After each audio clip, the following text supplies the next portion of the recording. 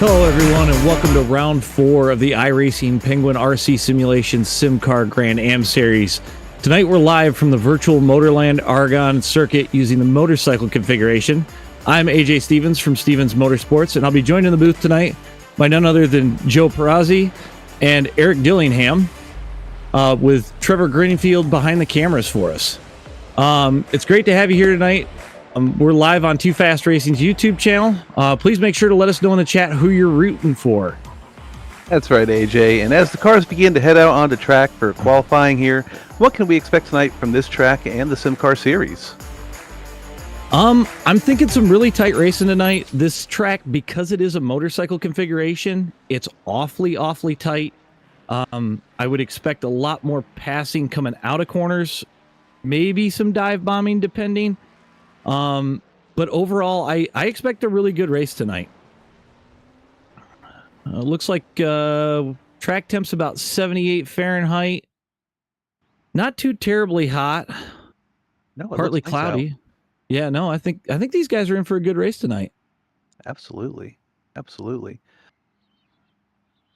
tell you what, I only got to take a look at this track here for a minute before we got in the booth, but it looks a little technical. It looks like it's a lot of fun, and I think we're in for some really tight racing tonight. It looks like it's going to be something to be spectacle, if you will.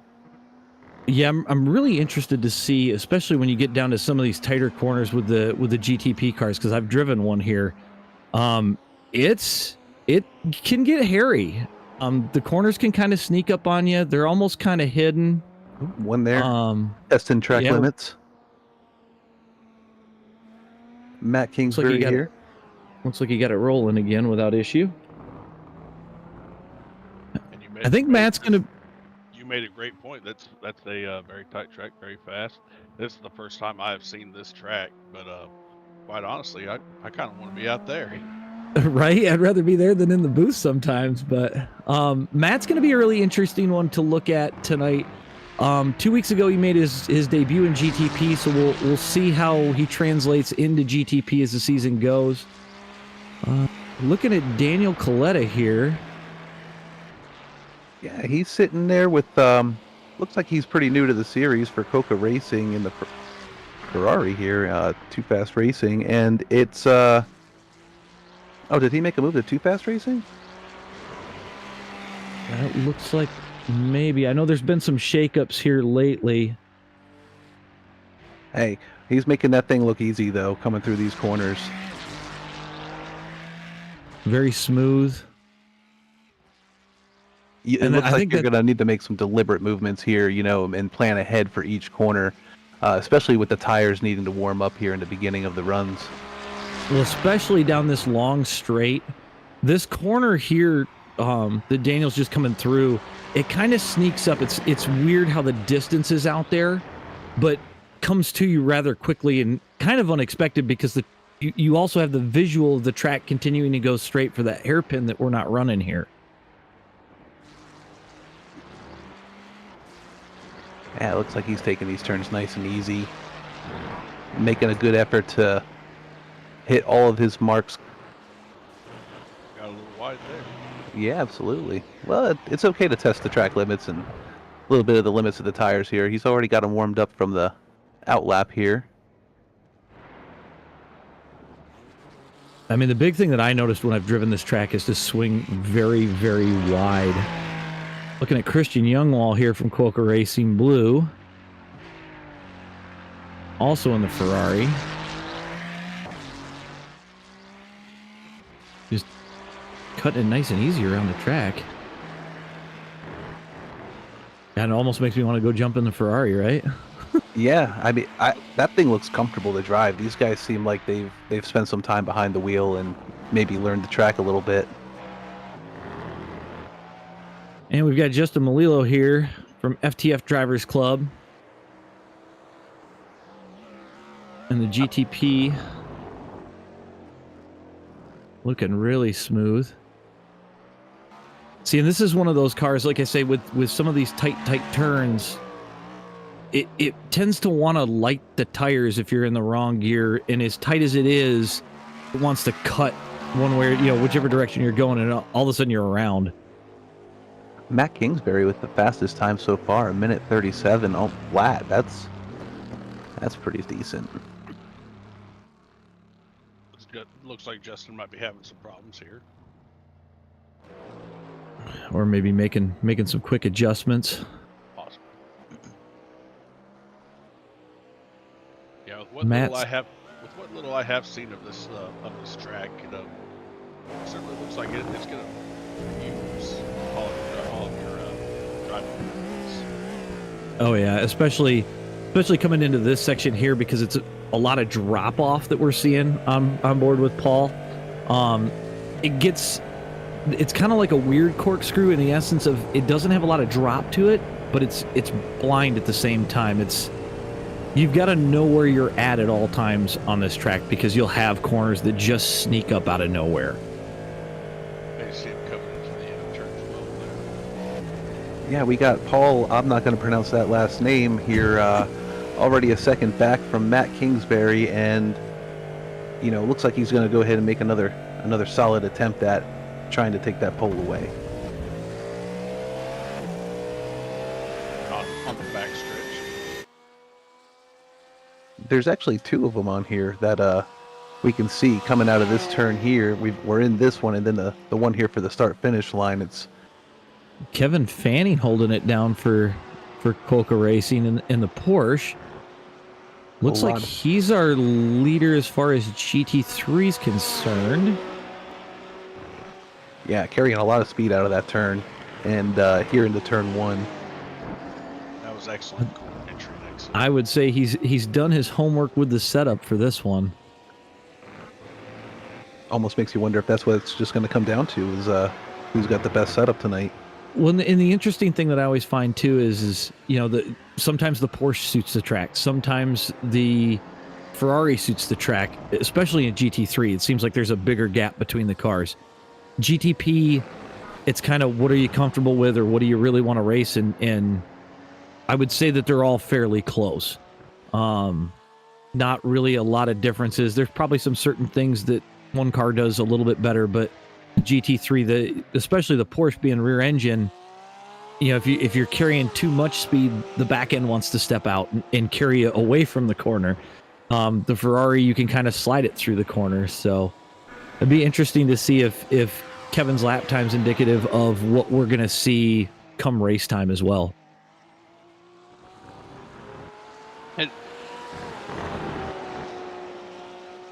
And you make a good point about some cars are better at certain tracks, but it also comes down to the driver as well, Oh yeah. I mean, because if you think about it, a car and a driver, that's a team of itself right there. You can have the perfect car and the perfect setup, but if the driver's not comfortable. Oh, exactly. And if you're slightly off on your setup, even, I mean, if the setup's just wrong in one little spot, it could throw the rest of the track off as well. That boils down to seat time in my book. The more seat time you have, the more you understand your setup, the more you can fine tune it, the better, the faster, more consistent you'll be. Look at Kyrian Forest here. Kevin dropped a 1 minute 49 second on that last one. Independent team owner, wow. Like the helmet. Looking smooth so far. Kind of like the color combo on this car, even that dark green with the black and looks like a little bit of chrome mixed in.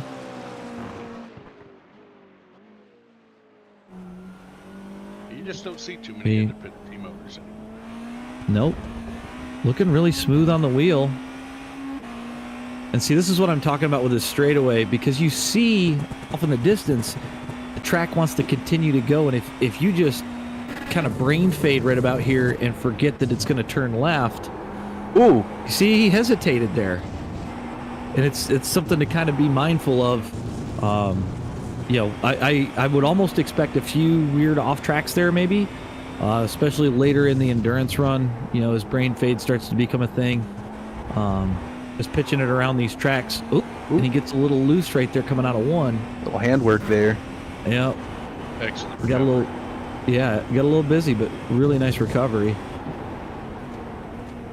he's just trying to push it as hard as he can, and you can tell right here, with every degree of wheel that is turned on that thing, he's giving it all she's got. Oh yeah, you can see the lights on the dash just coming up and coming down. Oh see, yeah, he did it again right there, and that's what I was talking about with these GTP cars. They've got enough power that if you get one side of the car light, it tends to want to either lock up a wheel, or wants to spin a wheel. So, and that's something that I could see coming into play, especially during the 50-minute endurance here a little bit later. So the question is, do you find speed on the rumble strips, or are they going to hurt you in the long run here? With the GTPs, I've noticed that they kind of hinder a little bit. Wow. Wow, that was really fast through there. Great shot. Whipping that car through those corners. Oh yeah, he was using every inch of the track on that one. See, I think once you start to get outside of the corner, it's okay to start using that rumble strip, but I don't feel like it's a good line down through the corner. And it looks like we had Mofta there, but I do believe qualifying may be done at this point. So it looks like we're going to set the grid here for this thing. Kingsbury had it, and it looked like we had Brandon Lambert in second, if I'm not mistaken. Only, well, no surprise there that Kevin Fanning is top of the GT3. The GT3. Yeah, especially after practice there. Matt Kingsbury topping. Well, he's actually in GTP at this point, but I think he's topped that list. So Kevin Fanning will be your overall qualifier here for GT3 Pro, followed by Christian Youngwall, Cody Cosgrove, Ray Kingsbury, John Marjorie Banks, Brian Asta, and Brian Sohn. good roster. And it looks like they're fairly tight there. And then GTP. I saw Brandon Lambert had pole, and Marwan had pole here. Had pole for GT3 AM. So we are going to get a full pace lap in here, and then we'll bring this thing around and get this thing rolling. Gentlemen, start your engines.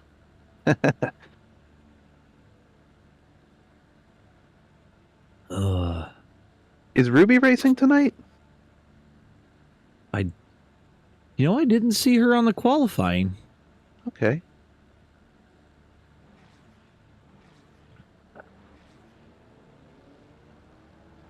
And here we go.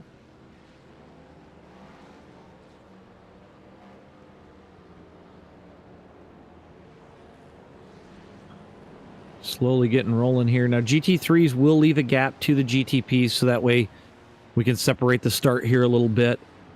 That way there's not a stack up coming into one massive crash, stuff like that. As far as qualifying results, as we said, we got Matt Kingsbury on top, followed by Brandon Lambert, Justin Malilo, Paul Miklajek, Kieran Forrest, Aaron Beaver for your GTPs. Then Kevin Fanning tops your GT3 Pro. Christian Youngwall, Cody Cosgrove, Ray Kingsbury round out the top 10. Marwan Mofta with a first for GT3 AM, starting 11th. John Marjorie Banks starting 12th. Followed by Daniel Coletta, Brian Asta, Tim Brokaw, Brian Sohn, Zachary Korn, Kevin Bogart, Tom Gum, and Gary Freeman rounding out the top 20. I'd be a little weary about those guys that are hanging out back there. They're gonna. You know what? I have to worry about Korn and Gum. Newer entries to the SimCar field. Also friends of the booth. So guys, good luck to you. Total combination. We don't want to see that tonight. No.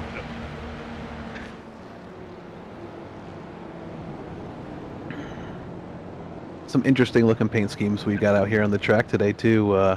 Definitely more on the conventional side, I'd want to say. Especially the Penguin RC cars. Shout out to our title sponsor for the night. I do really like the way that the orange with the yellow and the white and black all ties together. Kind of gives you one of that old school Verizon GTP paint scheme looks. Oh, now yeah, I am looking forward to watching Tom Gom race because he's an old jockey. So. Yeah, he has some road experience. I think Tom holds out on us sometimes with the amount of racing he can do. You are correct on that. So, you're Matt Kingsbury up here, and you're leading the pack here to the start-finish line. What's going through your head? Oh man, being that this is my second start in the car, clean laps. Just get clean laps down, focus forward. Don't worry about what's in the rearview mirror, and just try to set some good laps because this will set the pace for the 50-minute endurance coming up. Exactly. I would exactly what AJ said. You know, focus, hit your marks, hit clean laps, and just try to be consistent. And I would say the same goes for Christian Youngwall and the starting of the GT3s. Get a clean run through turn 1 and just hit your marks and go. Should be seeing the pace car duck off here, I would think, very shortly. There he goes. Pace car is headed to pit road. Looks like lights are up. And they are green. Gone. Yeah. Looks like Matt got a really good jump, but goes really wide off turn 1. Brings it back on cleanly. And he's going to set chase after Brandon Lambert. Just let Brandon Lambert right by there, and he is gone like a rocket here. Which is very dangerous. I watched Brandon at Homestead, and once he gets clean air, as long as he doesn't run into major traffic issues, the chances of checking out are really good. Kevin Fanning leading the pack here. With Cody Cosgrove in chase. And Christian Youngwall in third. See that? Oh, and it looks like we got an incident. We got Ray spinning around there. Ooh, and he gets collected in the front. Hopefully that's not going to draw too much damage to the front of that car. He's lost a whole front clip. That's real unfortunate here in the early stage of the sprint. Cody Cosgrove's closing it in though. We'll see if Fanning can put down a couple of good clean laps and start to run away a little bit. Now, you know there's at least 2 other vehicles I saw that have damage on them from that first incident there, so keep an eye out here. We'll Cosgrove up the inside with a good clean pass.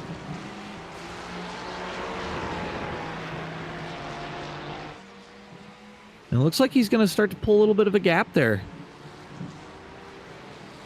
Kevin not letting him go, though. He's starting to pull him back in. Down the long straightaway we go. And again, this is coming to that goofy corner where optically you want to keep going straight, but you need to turn left.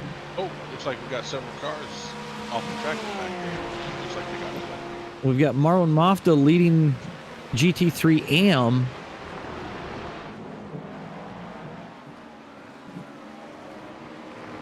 Just a looks beautiful like sight. Forrest has gotten around Kingsbury. Not sure what happened there. We might get a chance to go back and take a look at that here in a minute. Wondering if maybe he's running a separate setup from qualifying and maybe. Oh, we got one spinning right one there. Around. I'm not sure who that was. Paul Mikulajic looks like it was our spinner back there, so hopefully he can let the tires cool down and get back after it. But here's what happened. Comes down through into that the corner pretty hot. And it looked, that's all it was. It looked like he just come in a little too hot and it started to slide, and good save, didn't get any damage there. But following Brian Asta here. Oh, this is a replay from earlier. This was that where you've seen a couple of cars off there earlier, Joe. Yes, sir. Excellent job Everybody on that make driver there to collect it. everybody makes it through there safe and sound. And I'm pretty sure that was the lawnmower, Gary Freeman. Looks like Ray Kingsbury's pulled it down on the pit road, hopefully to get some of this damage fixed. We've also got Brian Asta on as well.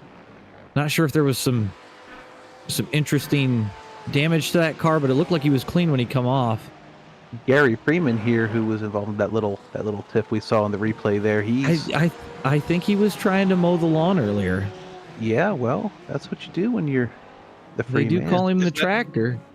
Is that a lawn or was that gravel? It could have been gravel. Yeah, I think he might have been trying to pack that gravel. Brandon Lambert with a controlling lead right now, about 7.4 seconds up over Matt Kingsbury. Wow. So hopefully Kingsbury can, get back focused, take off after Brandon and reel him back in so we can see some close racing here at the end of this. You can see he's really pushing it hard to try and make up time there out of the corners, but yet again, still losing here and there in some of the corners. Now we got another GTP that just shot off back there. Well, you said it. We got Kieran Forrest in third. Looks like Aaron Beaver might be our off track, I think. He's maybe he's the lawnmower today. Yeah, I'm not sure where he got lost back there, but he's trying to turn it around to get. See, this is that corner I was telling you about, where optically you want to keep going, but you need to make that left turn. And I don't know if he got lost. Maybe we can go in car with him here to see, but it may have gotten lost by the car in front of him. Oh no, he avoids a wreck. See, I think he wasn't. I don't think he was expecting the checkup, and had to overshoot. Really good crash avoidance there, but this is one of those things that you've got to pay attention and be on the lookout for, because it does happen. Where you are on the track and being aware of that at all times, it can be difficult, especially in such a setting here as it is here in Spain, where a lot of it looks quite similar throughout some of the turns. Looks like we've got Christian Youngwall with an overtake earlier, coming into that same corner. Nice clean pass, and then closes the door on the inside. Beautiful.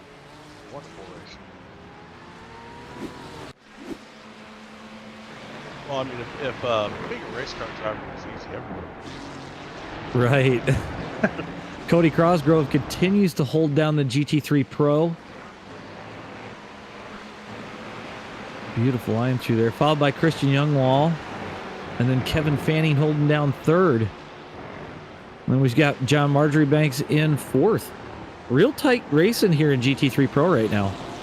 Absolutely, and that's what you want to see, is good, clean, tight racing.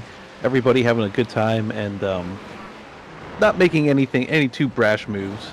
Just making sure that they hit their marks again and do it with some style. Look at these guys. Right. Ferrari's just looking so cool with those fog lights. See, I always prefer the version of, if you can't go fast, you might as well look it. So I tend to try to look fast. Is that why you make all the chrome paints? Yes, exactly. Oh. and that's why. Exactly. Looks like John's starting to close it in a little bit on those top three. But Marwan Mafta, GT3 AM leader, hanging right in there with the pro guys. Looking like he really knows what he's doing with this thing, and it looks like he's absolutely comfortable behind the wheel of it as he takes it through these S's. He can't let up though, because I do see Coletta sneaking into the frame there. He's not far back. One slip up by Mafta, and I think Coletta's going to be all over him. Yeah. Oh, exactly. Especially with road racing. I mean, a little bit of brain fade, and next thing you know, you went a little too wide and you lost a half a second. Now, as far as I know, the track conditions won't change here after this race into the endurance race. They'll stay just as used as it was. Correct. So it'll be just as used. So there should be some rubber laid down here on the track. These guys could be able to see if they have, the graphics cards, the capabilities with it. should which help is with always some of those corners if you're still a little leery about that one crazy one that takes you to the Right. hairpin. Well, and the one thing that you got to pay attention to is as well around here, and I forgot it earlier, in some of these corners, and you saw Coletta hit it back there, there's a little, I'd call it almost a micro turtle that you can clip, and it'll send the car flying. Got a Looks good like battle Justin here. Malilo's closing in on Forrest. Only about a half a second back. Maybe this was all part of his plan to kind of wait for the race to come to him, and so that way we could start, ripping off some fast laps, maybe put in some quality laps and try to bring this thing forward a little bit. But looking really good so far. It looks like they are starting to get into the GT3 lap traffic. So that will play a factor, especially in some of these blind corners or higher speed sections as well. Oh, and we've got one car stopped. Look Right, like Brian Sohn. towing into the pit. Not quite sure what happened. We'll check the replay here. He gets tagged from the rear. Was that Lambert that made contact with him? That was your GTP leader. We'll see how that affects his overall speed, and if he might be able to catch it. Oh, I don't think he was anticipating it looked like there was a slight move over there by Sohn, and I don't think Lambert was anticipating it. Even So we'll still, see if that slows him down at all. if gap car though. Looking out with Looks like Cody we've got a Cosgrove replay here. and he wasn't he the GT3 Pro leader? Yes. The leader He just was. gets loose through the corner, and Ooh. nice save. No contact with a wall or another car. Pretty good idea for a rejoin right there. So Yeah, it looks like these guys are, even if they are, getting spun out here on their own, it's they're making good decisions to re-enter, and that's something that I don't get to see too often, to be honest with you. right. So Christian Youngwall is your new GT3 Pro leader, with Fanning in tow about 0.7 back. And that just goes to show just how on the edge of control these cars are. Oh yeah, 100%. It is literally brings its edge slightly about.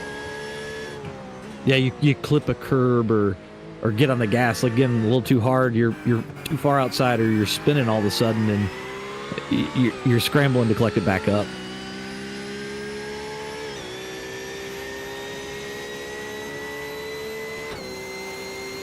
Gotta love the in-car view. Oh yeah. Gotta love it. So, what is the point that you use for a braking point in here with your GTP car? Because I personally, like I said, I only just got this track today to do the broadcast. I honestly, I would be lost all over this place. Oh, it's tricky. Usually you're looking for a stain on the pavement or a mark or something. And you can see, I mean, this is where multi-class racing gets really interesting, when you get GTP cars slicing up through as you're still trying to race for position. And Kevin Fanning doing a great job trying to keep Christian Youngwall in tow there. Oh, I'm not a gonna- late break here. Catches up a lot. Makes up a lot of space. I'm not gonna lie to you. As far as brake points, there's like this magical line on the racetrack that I use. Oh my God, me too. They seem to be okay. See, I usually kind of the first couple of laps roll into it, feel it out, and just start pushing harder. But you're gonna find that edge of where you want to brake and where you're not. And the GTP cars brake versus the GT3s is vastly different. I mean, it's tough to go back and forth between the two. Very. And Fanning just really wanting to stick with them. Oh, he's on him like Velcro right now. One slip up by Youngwall, and it's like I said, he's going to be back to the lead of this race. So When you're sitting in second, when I run road, and if I'm sitting up high somewhere in second, maybe a podium finish, I know that there's still possibly a chance. I'm just staying as relaxed as I possibly can and waiting for the either opportunity or that mistake made by one of the leaders. Yeah, and I've run into it in my motocross racing as well. It's always easier to follow than it is to lead. Force the guy into the mistake and capitalize on it near the end, because maybe then you've saved your tires and you're able to push a little bit harder, and you force the other driver to overdrive. Looks like he really likes to put the pressure on him too into the corners. It's a good battle. And to add on to what you said, AJ, I think that goes across all of Oh yeah, 100%. Yeah, it definitely it traverses almost anything you race, whether it's trophy trucks or GT3s, NASCAR, whatever.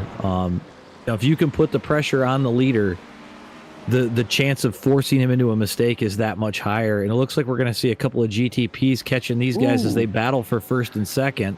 Looks like another checkup there. And you see just how close they are. And that's racing on the edge right there. I mean, you're talking inches from left to right. Just it looks like we've got mobile chicanes. Yep.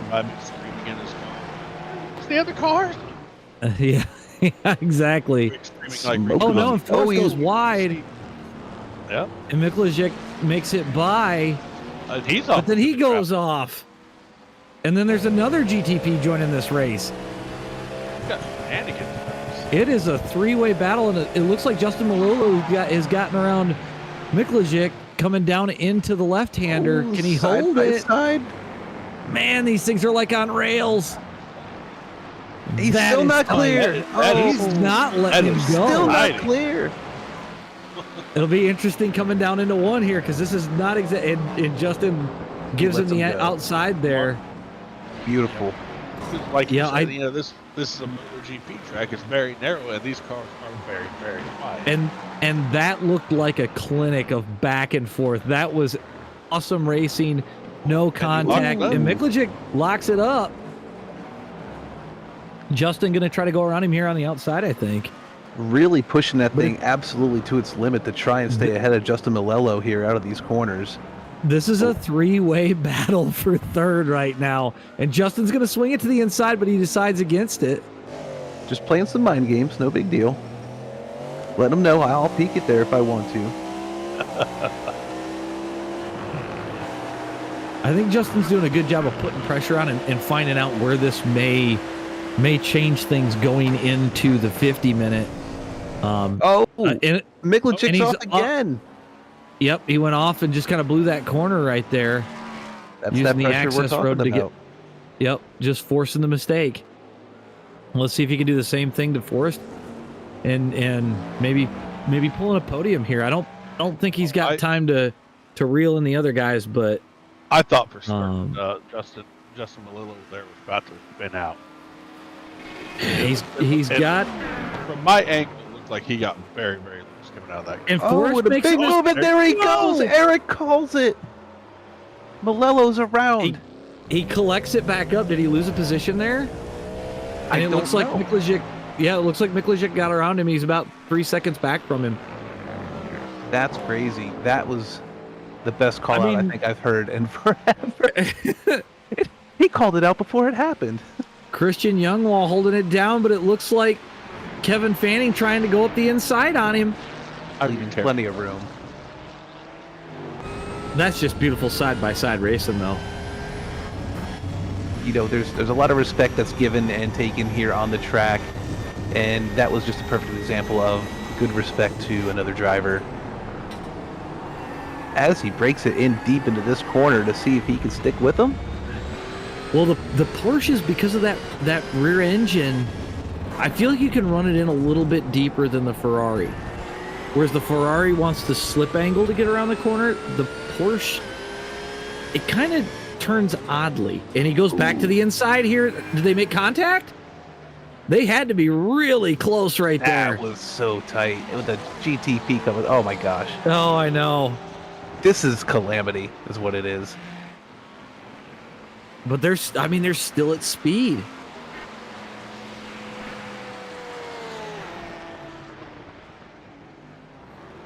Making another attempt here soon, possibly. I must say these guys drive like this. I'm just envious of them because I have never been fast. You know, I don't know if it's like I'm timid or something, but it's just really cool. See, I raced Homestead with all these guys, and it was, very impressive, the way that they were running. And it looks like Mikulajic and Forrest are going to go at it some more here before the end of this sprint. With as hard as Paul's been pushing that car, I'm wondering how hot his tires have gotten. I was just thinking that as he entered that corner, because it looked like he had a little bit of a push right there. Maybe getting a little aero tight here. Oh, yep, they're smoking him again, which is not helping his cause to make up time here on him. If you notice, too, he doesn't seem to snap back into the throttle like you would expect with this car. So I'm wondering if maybe those couple of spins caused the tires to cook, and he's just kind of trying to roll it in and hope for a mistake out of Forrest here. It looks like Kevin Fanning was off by himself. Take a look at what happened here. Oh, it just gets loose out of the corner. And he sticks in it. Again, no contact, but... Those tires are hot. Oh, yeah, especially with a GT3. Once you get them hot, that's all she wrote. I mean, you could try and cool them down, but... And it looks like Forrest and Mikulajic are still going at it here. Great battle here for third. Now, if we could take a moment and look at the lead that Lambert has over Kingsbury, it looks like Kingsbury's gained 2 seconds. Is that Lambert kind of cruising, or is it traffic? So we got Lambert going around Mr. iCrash Weekly, Zachary Korn right there. Gained a whole second on Mr. Lambert there. Oh yeah, big gains are happening here. Yeah, he's pushing it. Oh, and he's off track. I pushed just a little too hard. Clean get back on track right there. And if anybody wants to see in-car from this race, I do know that Zachary Korn there is streaming over on iCrash Weekly, so if you want to get some in-car along with what we've got going on here, it'll give you a good view of what these GT3 drivers are seeing as well. Big move to the right side there for Kingsbury as he powers it down the front stretch. At this point, Matt's was that the end, or did he just blow the corner right there?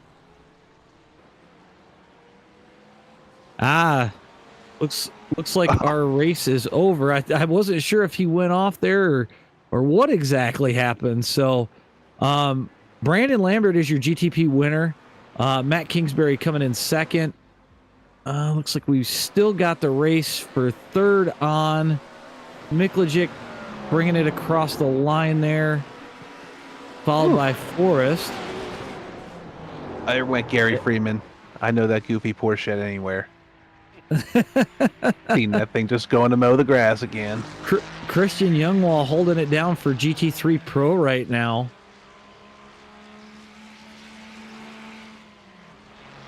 Absolute domination. He's up he's up about 5.7 seconds over John Marjorie Banks. That's a commanding lead for a 20-minute race.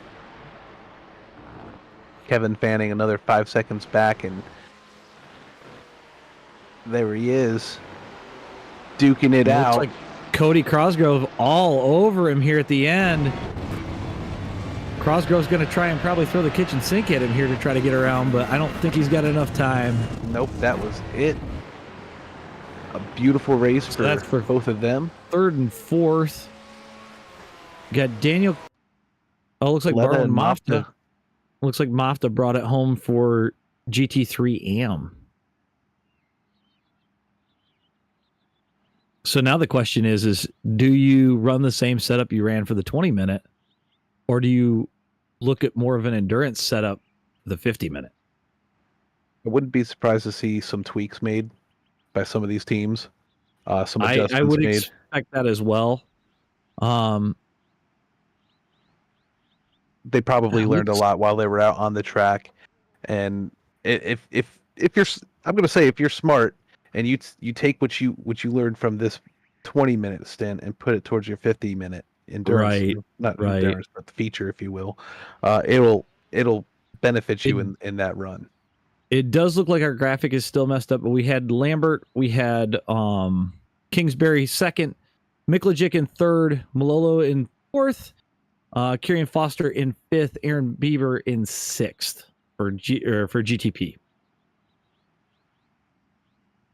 Wunderbar.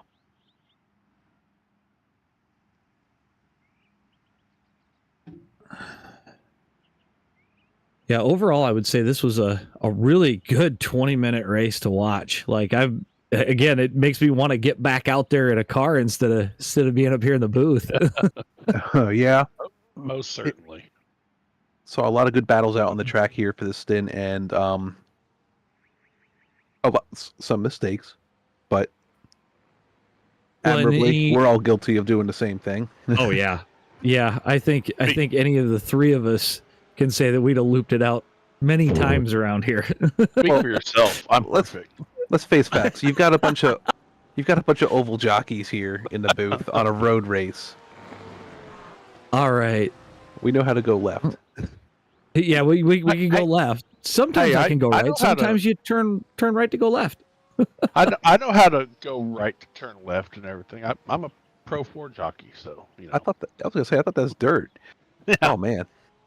So GTP standings after 3 rounds of this series, Blake Reynolds with a good lead over Brandon Lambert right now. I expect that probably to change tonight, as I don't think I saw Blake Reynolds sign up today. Aaron Beaver in third, Paul Miklajic in fourth, John Stoltz in fifth, Flynn Lazier in sixth, Justin Malilo in seventh. We've got Michael Gonzalez in eighth, Matt Kingsbury in ninth, Stephen Finch in 10th, and Kieran Forrest in 11th. That's definitely subject to change. Oh yeah, yeah.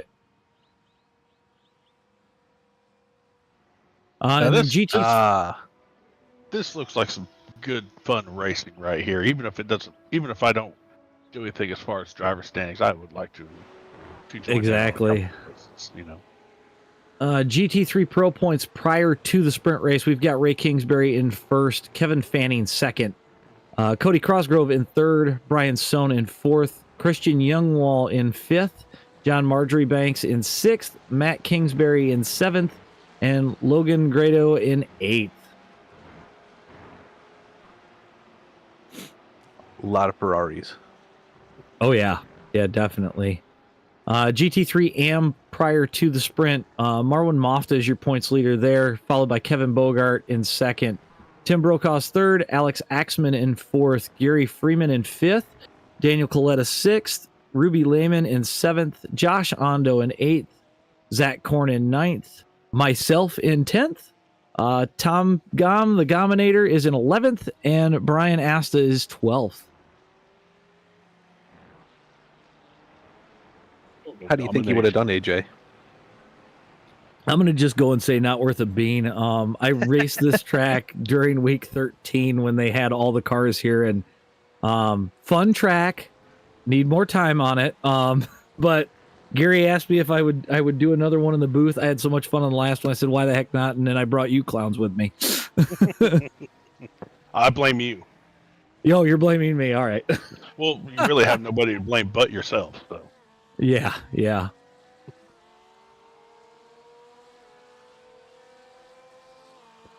Looks like we're back under warm-up for the 50-minute race here.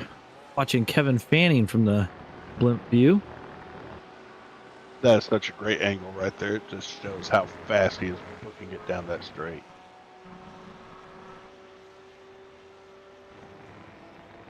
Got his speed right here, 143 into the corner before he brakes, coming out of it at a smooth 75 miles an hour.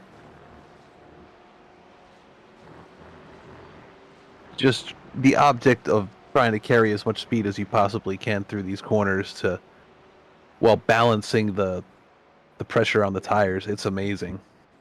Momentum is so key. Well, the big thing too is being smooth with that wheel through the corner. So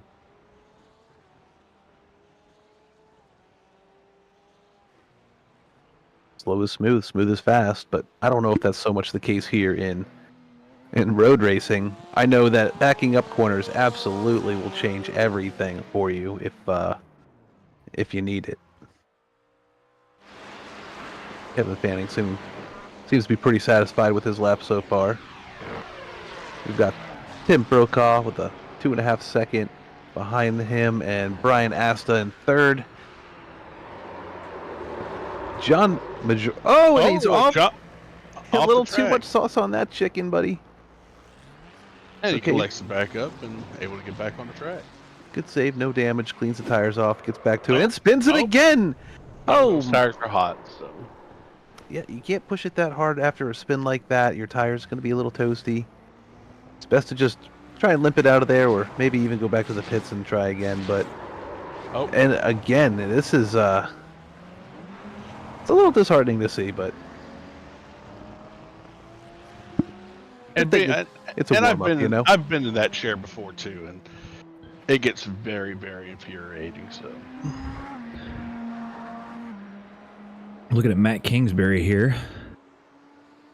Let's hope that he can collect it back up and maybe pull it in this time on Lambert, because he was cruising, had it down to about 3 seconds, and then just kind of, I don't know if he was pushing the tires too hard. Did he get him too hot with a couple of off tracks? You can see he's sliding there, which is one of those spots you don't want to slide. Not a lot of run out on that one.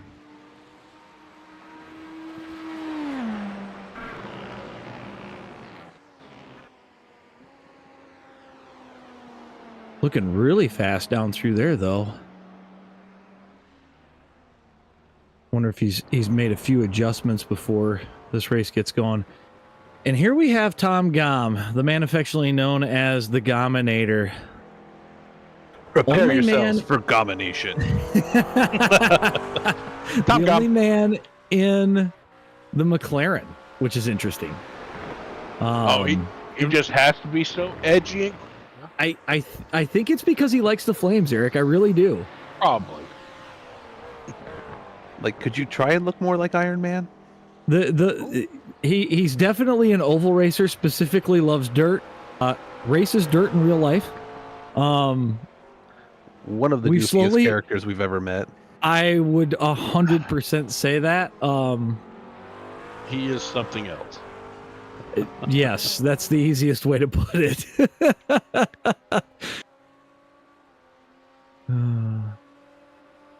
Getting passed by a GTP seeing those here. flames coming out of the back end of that McLaren makes me want to buy the McLaren myself. I mean, it really fits Tom's personality. It really does.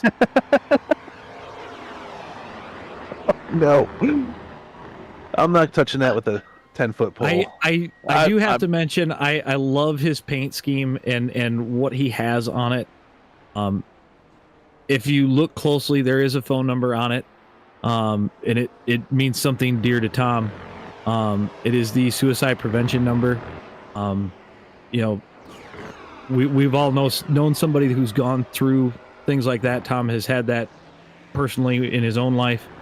And that's a tribute to some family members for him. If you ever have those feelings, please call that number. You can go online. You can anonymously privately chat with somebody through text if you don't feel like talking. But there's always someone there.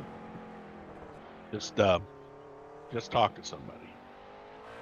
I'm really surprised that he didn't have me tweak this paint job a little bit, though, because he did a black car for his 87s, which looked really sharp. I was surprised that he didn't come up with something like that for this. So yeah, it looks like the end of the warm up. So And it looks like we're going to get into the race here. 50 minutes. Man versus machine. Versus track. Mayhem. Or in Tom's case, total domination. I don't think it would be Tom's case. I think it would be whoever's around him. And we're not saying he's a weapon by any means, but it looks like our grid is pretty much going to stay the same here. I was thinking we were going to see this flip, but at this point, Brandon Lambert's going to bring us up to the green here. Wonderful. Followed by Matt Kingsbury, Paul Miklajic, Justin Malolo, Kieran Forrest, and Aaron Beaver in your GTP class. Now, I wonder if Kingsbury's going to let Lambert go as fast as he did before, because that was turn 1. Ah, man, it's tough. Do you or do you not? Do you think he would fight you the whole time? Do you think that it'd just be... I said, Brandon is fast, very fast.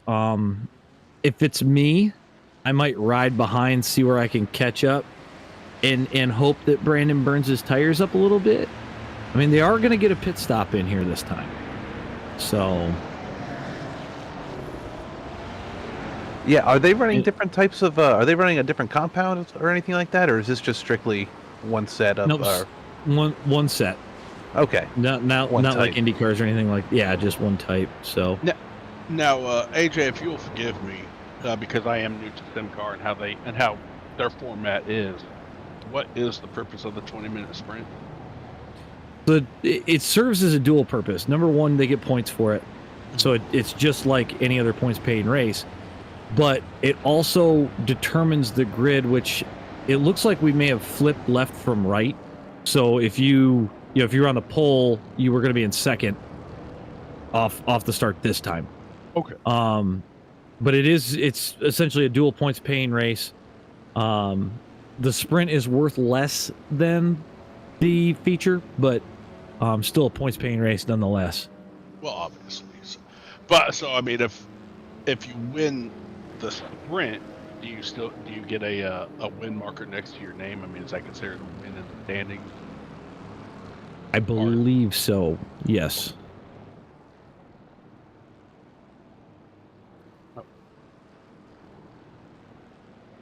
I'm sorry. The features in the endurance races are the wins, so the sprints don't count as a win in that category. Oh, okay. What? I mean, irregardless, though. I mean, if I win the sprint, it's still going to get you a good amount of points. Yes, and I would still consider that bragging rights. Absolutely. You'll get half points for a sprint versus full points for a feature win.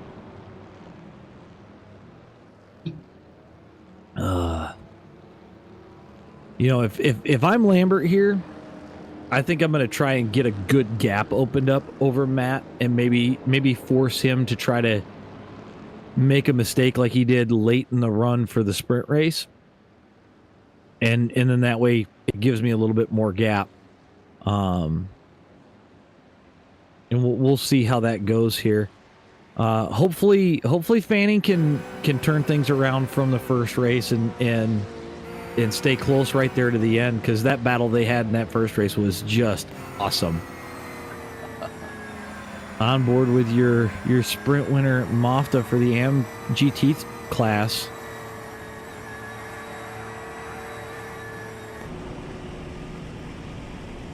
Back on board with Lambert here.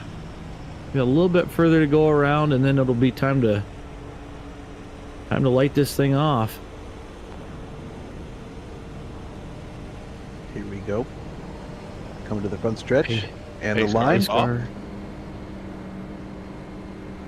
See who's who going to get gets to a turn jump one here. first. And they're off. Kingsbury keeping Lambert even. It's really tight coming into one. Ooh. Lambert with a little bit of a wiggle, but they're clean through one. Oh, Lambert around. Oh, no! It looks like he's missing the rear wing. big damage to Brandon Lambert. Oh, I'm not sure if it just spun. Or he might have gotten help from that. So Paul Miklajic in second right now, going to set chase after Kingsbury. A whole 2.5 seconds ahead of Miklajic there. He got lucky. We'll just say that. That's just that. For Brandon. Cody Crogsgrove holding down third after that start. Looks like the GT3s are all clean so far, rolling through. Keeping a nice tight field there, yeah. Here we go, looking at Brandon Lambert's spin. They went 3 wide.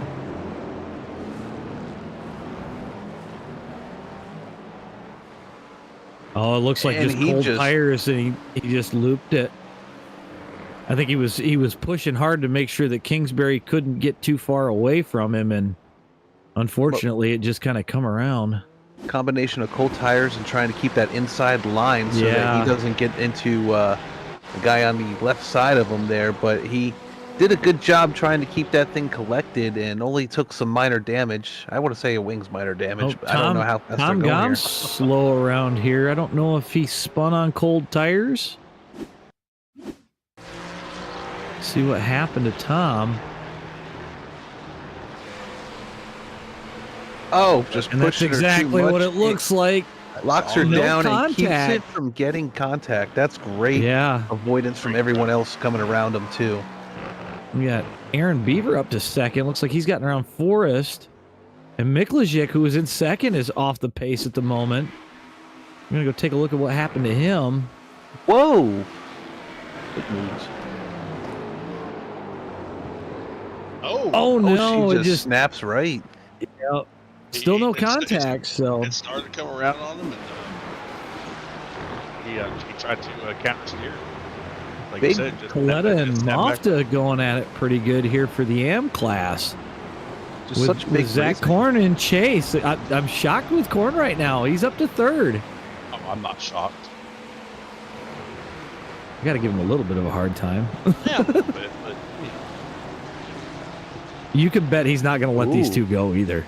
He's pushing it. Yep. He wants to find out what he can do, but it looks like he's got somebody to his inside as well. But Mofta holding down second. As long as he doesn't let Coletta get too far ahead, we should be all right here.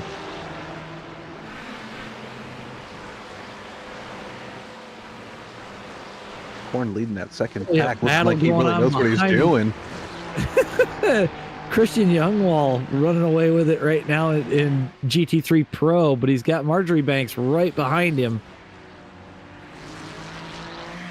Youngwall sailing it here through these corners, making sure he can use every bit of that track as possible. Looking smooth. Brokaw giving room here. Oh, Kingsbury was giving room to Brokaw.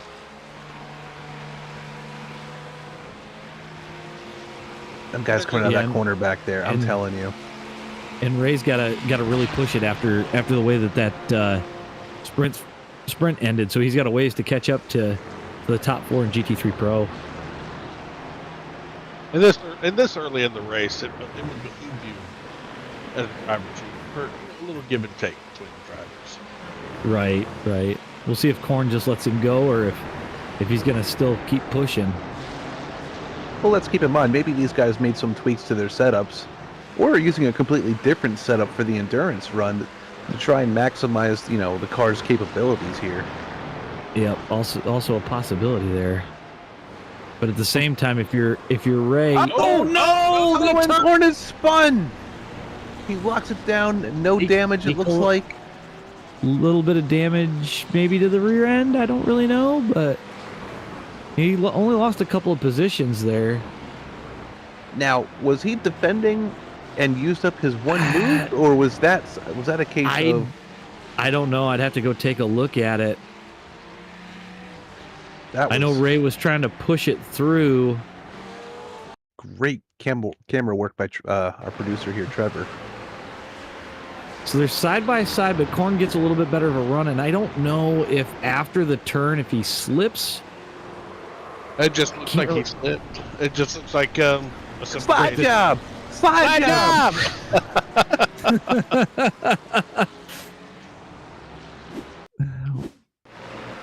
We got our two oval guys doing their best Dale Jr. impression. I think Ray was going to try and cross him up, and I don't think he anticipated Zach to be that close. You know, it looked like Gordon's running his line, and hey, you know, takes two to tango. Well, I think there was a little anticipation there, and unfortunately, he just Gordon didn't float out as far. But Matt Kingsbury with a almost 6 second lead over Beaver here, looking really good after last week. Aaron Beaver going to try and set chase after him.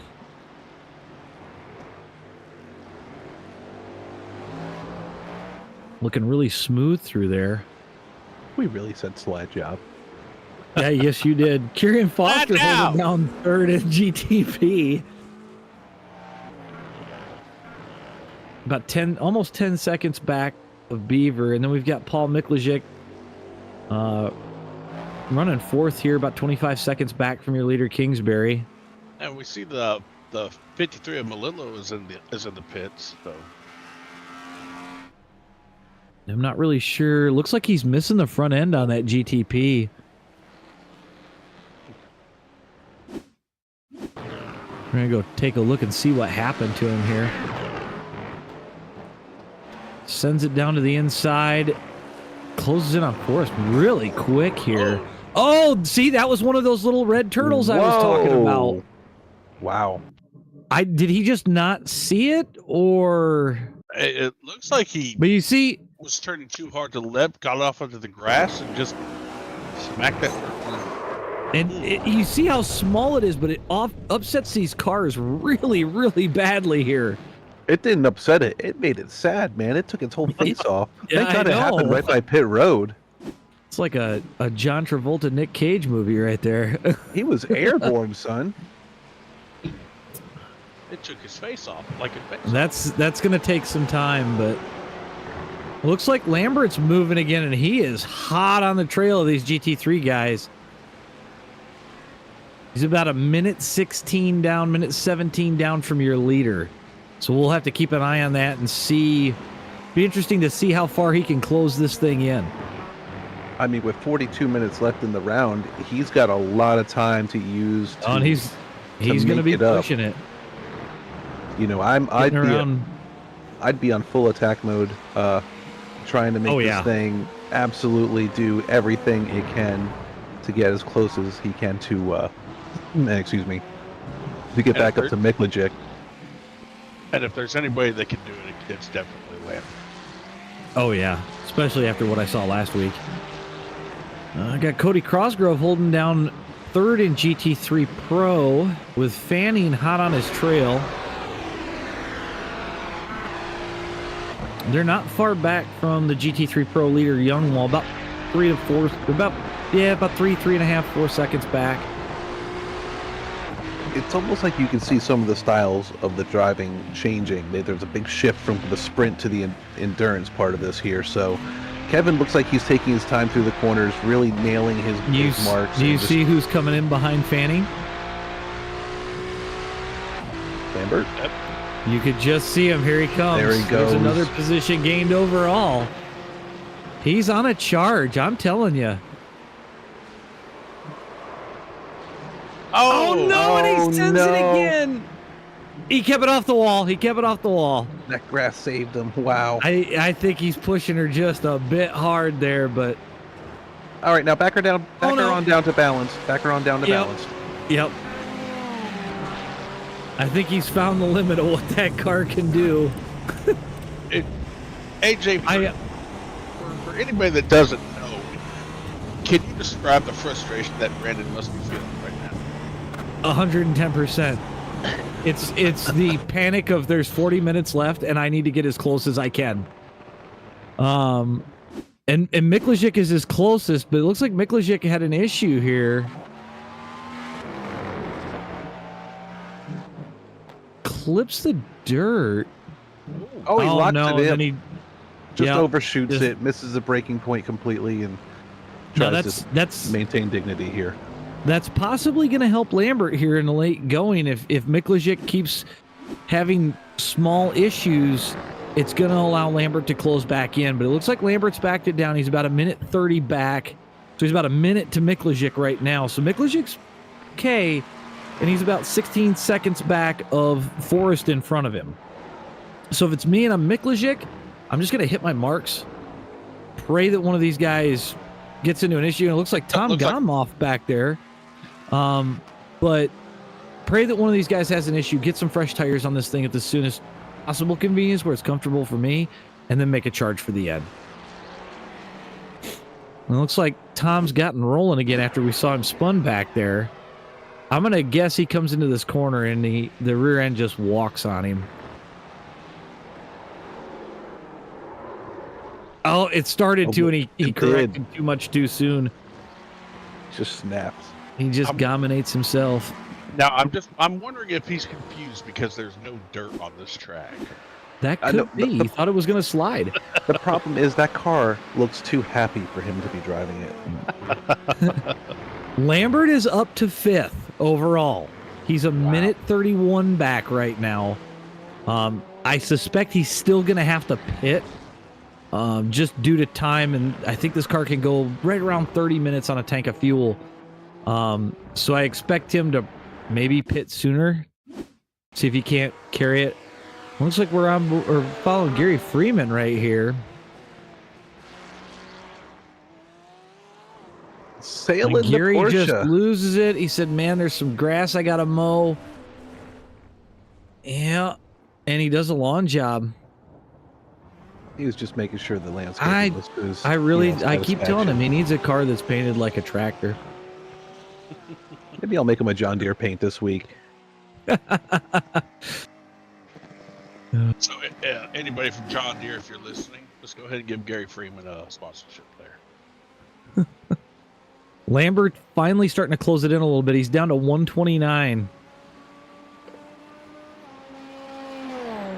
And he's got clear track in front of him here, so. That's easily the best thing you want to see when you're in his situation. Man, did you see the speed through that corner? Yes. That just looked dominating the way he took that thing. Dominating or dominating? No, dominating. Okay. Not dominating. We're not hitting cars. We're not. No. Oh.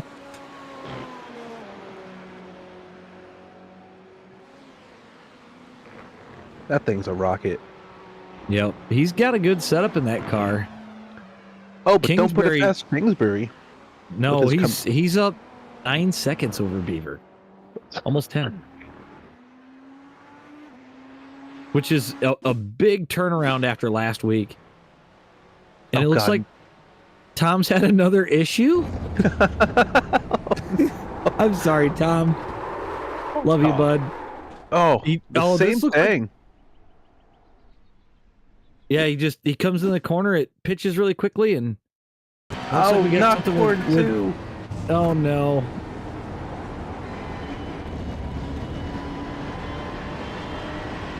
Okay.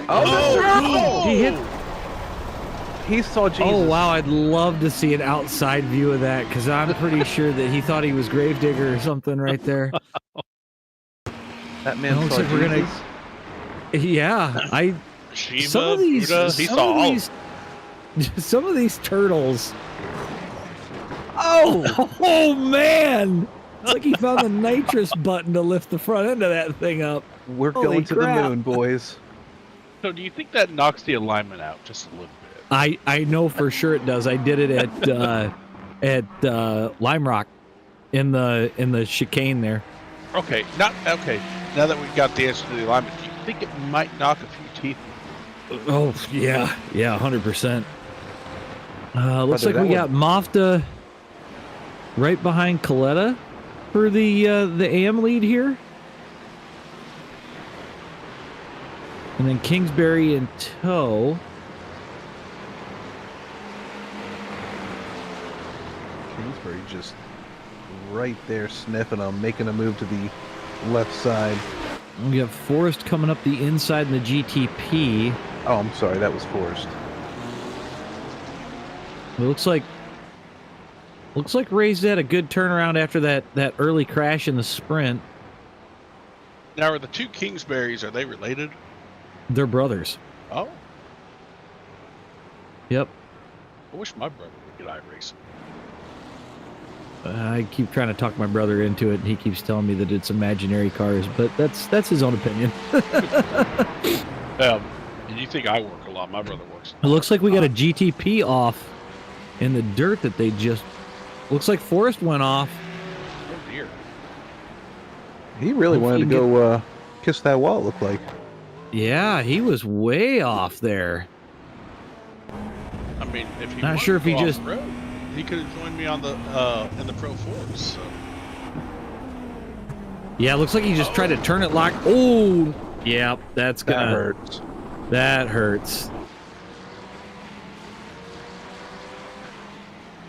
Yeah, that's going to be a good 15 minutes, I bet, in the pits on that one. Because it looked like he went to turn it, and then it locked up or just didn't turn. I'm not really sure what. Oof. It hit so hard that it put the hood back on the car. I almost would have guessed that was a wheel disconnect, but you see him, immediately get it moving again, so... And we got another replay here with Kingsbury. And... looks like he's going to go up the inside of Mafta here.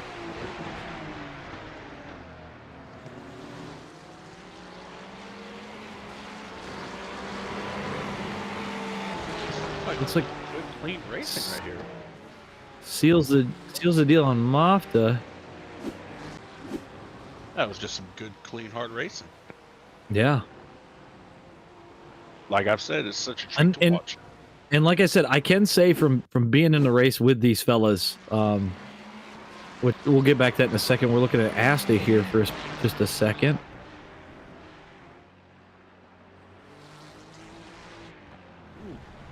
And he just gets loose coming out, almost like the tires might have been too hot, and he keeps it off the wall, but it definitely hooked. A lot of problems in that corner tonight. Yeah. There's a lot of weird off-cambers, but... It's such a high-speed corner, or coming off such a high-speed straight. So. Right. We got Marjorie Banks up to second now. With Crossgrove right behind him. See if Cody can get a run on him and get around him here.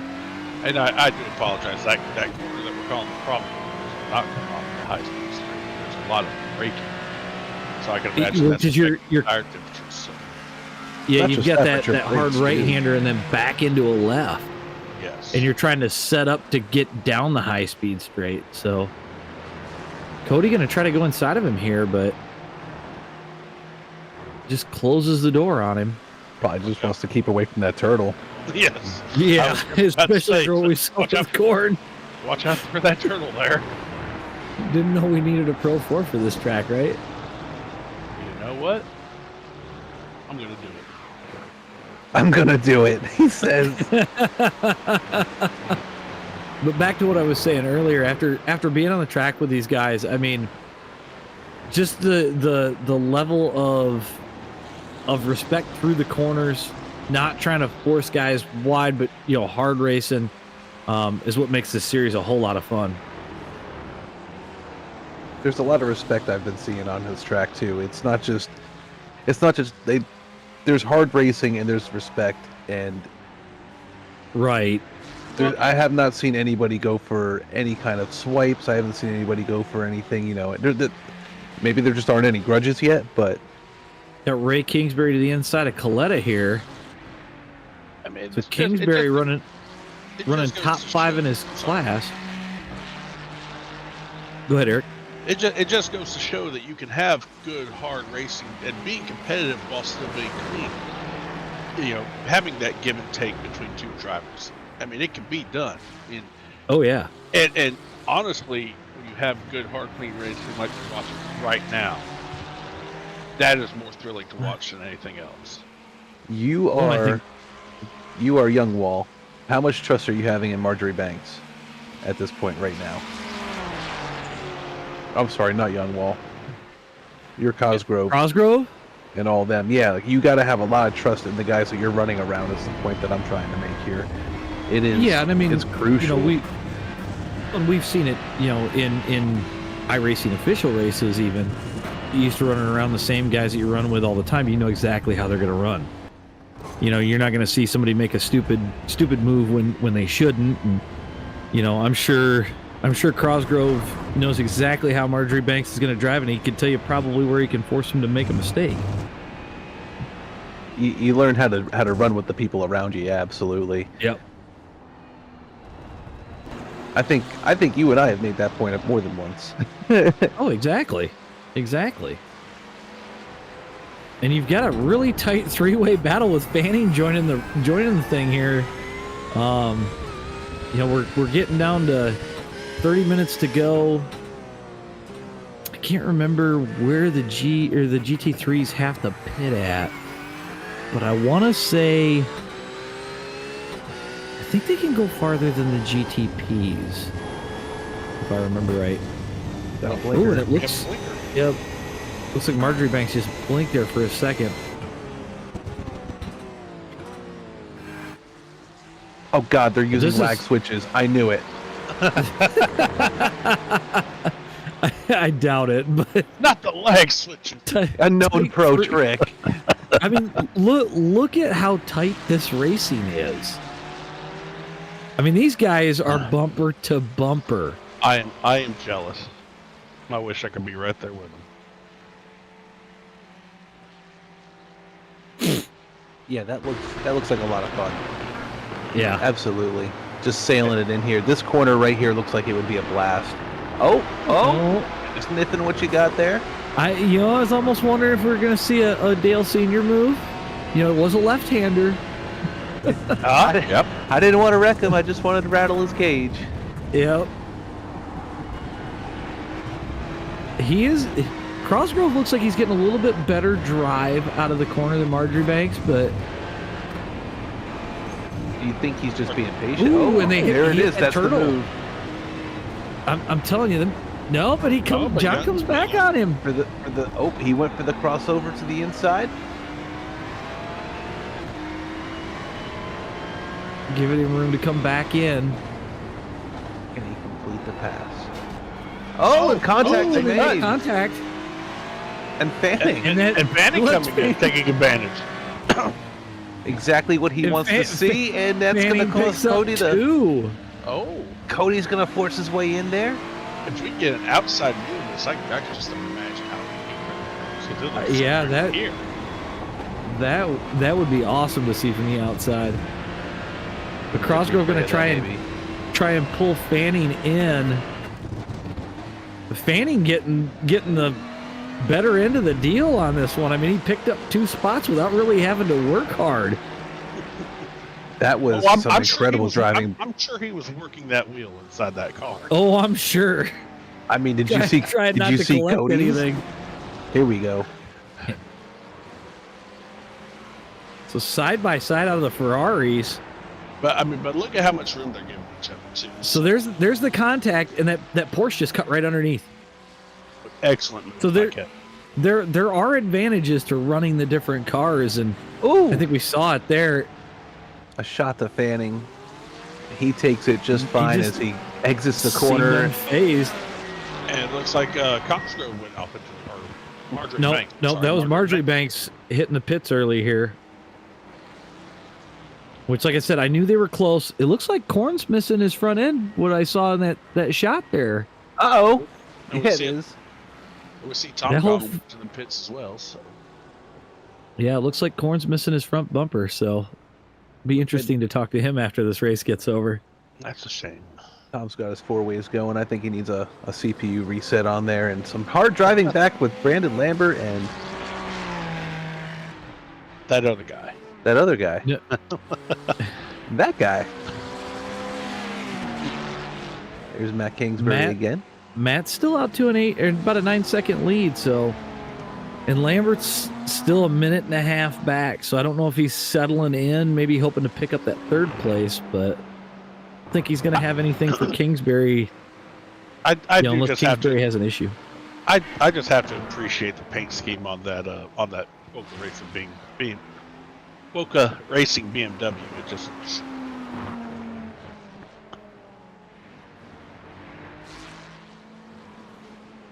that thing just looks like it wants to step out, you know. But it looks like he changed his setup from the sprint race. Maybe it's the extra fuel in the car, but it seems more planted and he can be a little bit more wild with it, if that makes sense. Well, I definitely think that changes had to have been made, and it shows because we're not seeing anywhere near as many wrecks as we saw. Excuse me, I am just off tracks. Yeah, we're not seeing as many off tracks and stuff here. It's quite clean racing for the most part, and the mistakes that have been made are mostly Tom Gom for having a McLaren.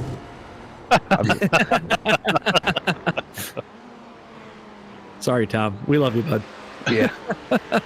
Cody Cosgrove, and it looks like Fanning here again going at it. Another good battle.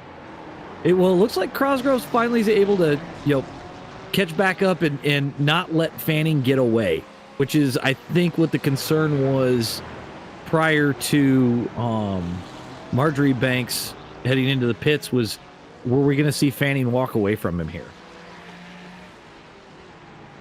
And it looks like Youngwall's checked right out. Ooh, a peek. Ooh.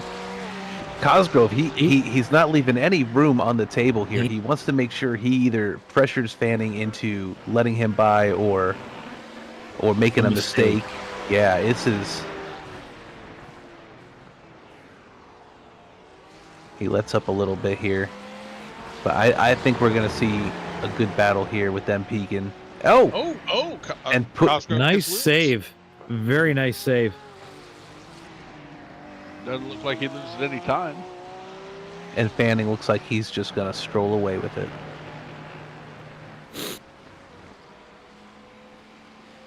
That's that limit you got to worry about. You want to put so much pressure on the guy that's right in front of you, but you don't want to make any mistakes yourself. And Mofta, your GT3 AM leader, I don't see anybody in sight behind him, but I'm pretty sure we're going to see some more pit stops here, and we are. Christian Youngwall down on pit road. It looks like Fanning closed it in on Youngwall here, because I wasn't seeing Youngwall anywhere in the picture, and then all of a sudden they're very close on pit road here, so we'll see what happens once they get rolling again. Mofta to pit road as well. I see Tom made it off there. That's good for him. Yeah, I think he was just coming into pit, but Kingsbury up to 10 seconds over Beaver.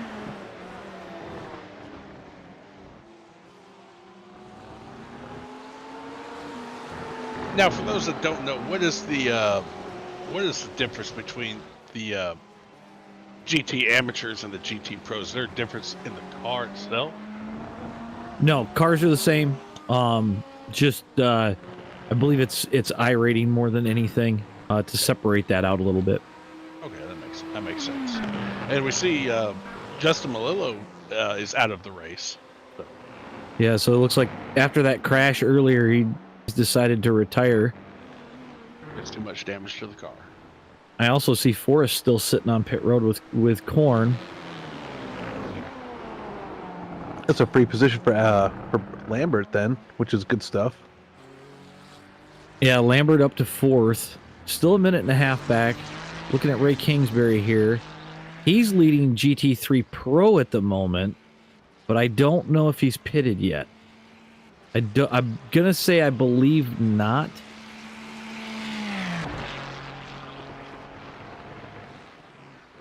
So as long as he can, if he can double stint the tires, it may be worth it here to take fuel only. Just to.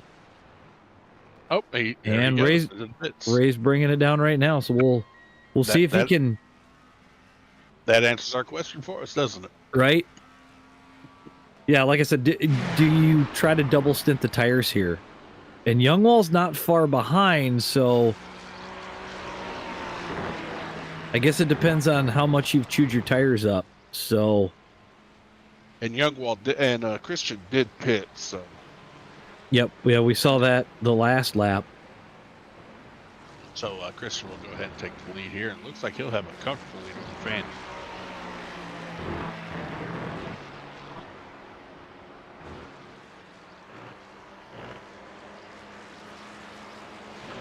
Now he's just going to go run laps. I mean, that's all you really can do at this point. Right? Yeah, just hit your marks, click them off.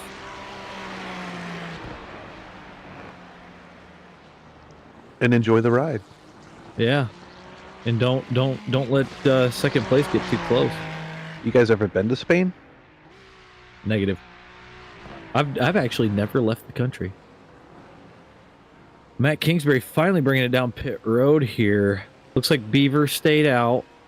So Beaver's going to be your leader at the moment.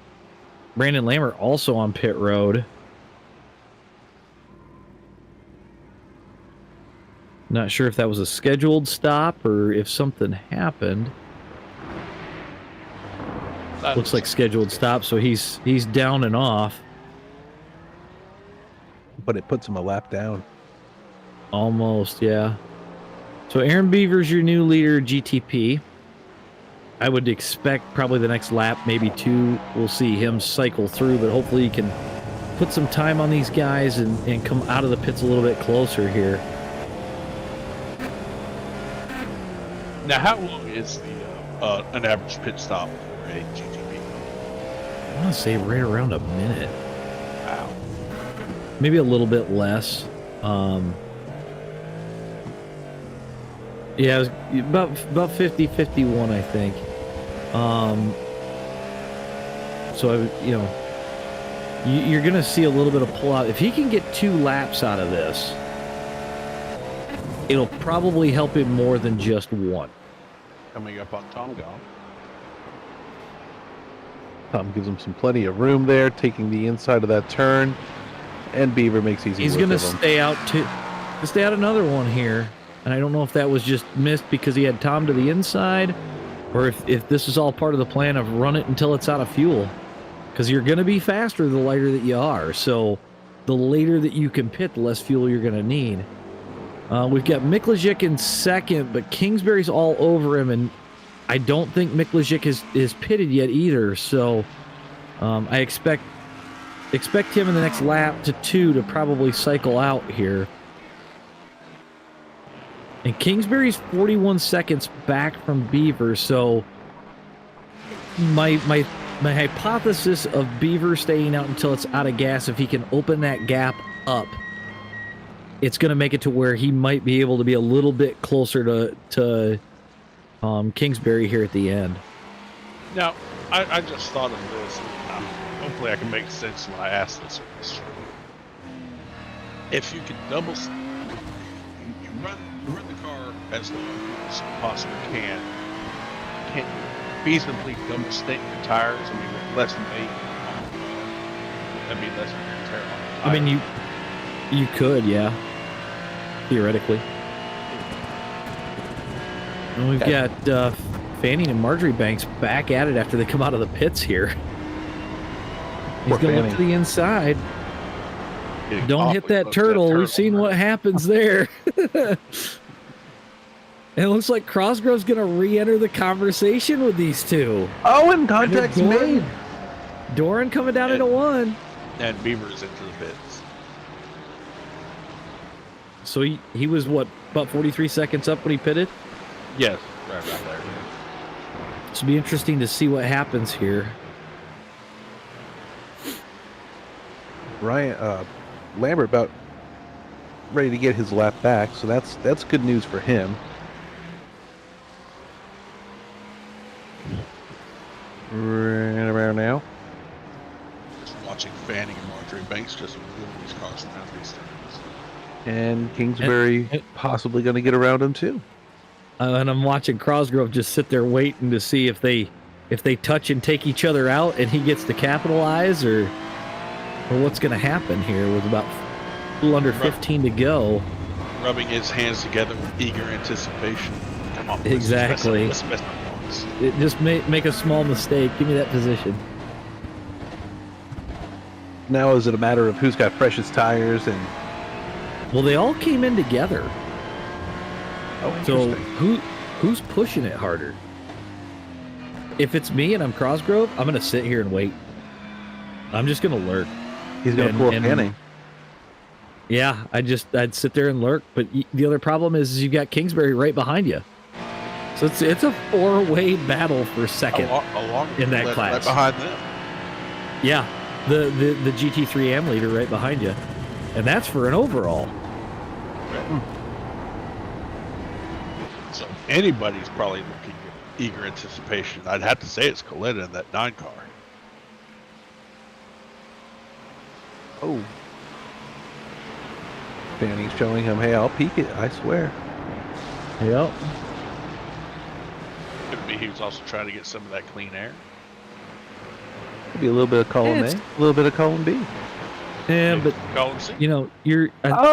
Here, Beaver totaled it. Destroyed that car. Oh no, he was looking really good too. He was right behind Kingsbury, so his pit stop had worked.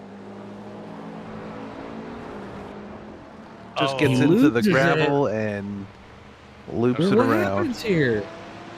But no, did the throttle stick? Did he just lose I where he was on the track? An car, because is that a wheel disconnect? That is just unfortunate. You know, I wonder if that might be a wheel disconnect, because I have had a situation such as that. He's on the throttle, on it. He gets.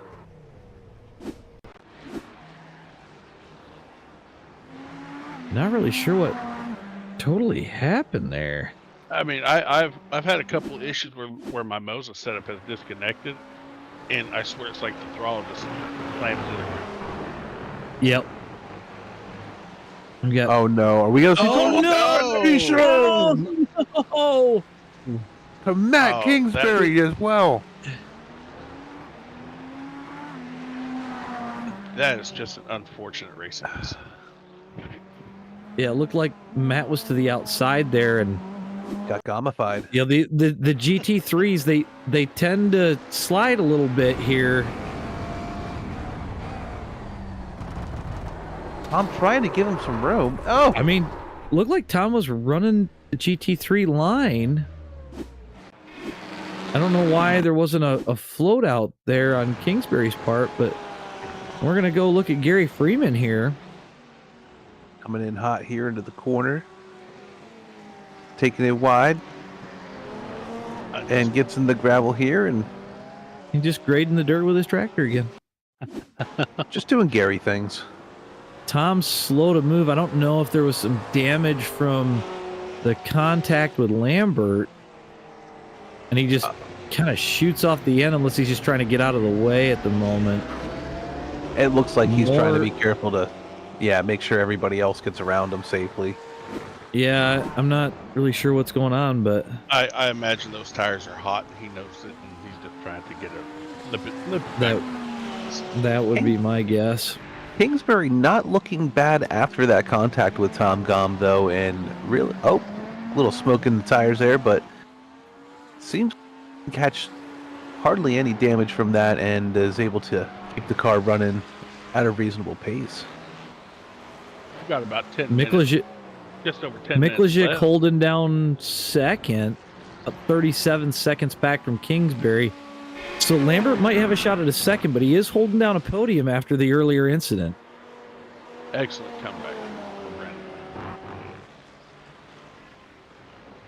Brandon. Christian Youngwall, GT3 Pro leader here. So Forrest and Beaver are both out of this race.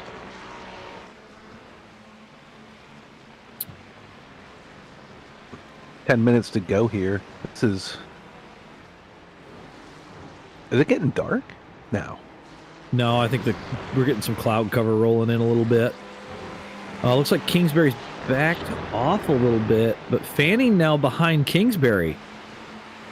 Did we see a move from somebody and Fanning winds up dropping back a little bit? Because I do see that Crosgrove and Marjorie Banks are all over each other at this point, so Looks like Lambert catching, and it looks like Ray's just kind of using the distraction of Lambert going around to use the mistake to go to the inside there. That was a smooth move. It was. I mean, that's solid to capitalize on a faster car coming through and just, basically using him as a linebacker. Was that our X-Black smooth move of the race? Yes. Brought to you by Milk and Magnesia. Yeah. Matt Kingsbury here. Clipping the dirt, but keeping it straight. Still holding 37-second lead. Looks like Ray's going to set up after Cosgrove here, see if he can't capitalize some more. Starting to get down to the last few minutes here. These guys are just... I love the pack racing that's going on with them. It's incredible.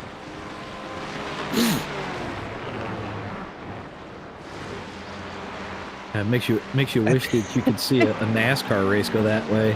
And then Matt around his brother Ray. Tailing it, dude. I just cannot with how fast he is around this track. It is something to be He's wondered. definitely done his homework today on this one. And it's paying off. It's definitely paying off. Yep. Oh, I always love watching these GTVs. There's corn Matt to back the on the inside track. of corn. Yeah. Looks like he got his damage fixed. It About 13 laps down, but it amazes me just how fast those GTVs are. oh yeah. It's like a closed wheel F1 car.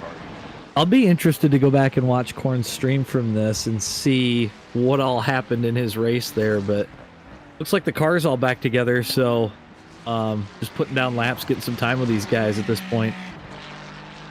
That won't hurt him at all either. He'll still get, I'm sure, some points out of this whole race and be able to move up a little bit on the roster. We got Brian Sohn here, running 13th. Brian Asta in 14th, right behind. 7th in class.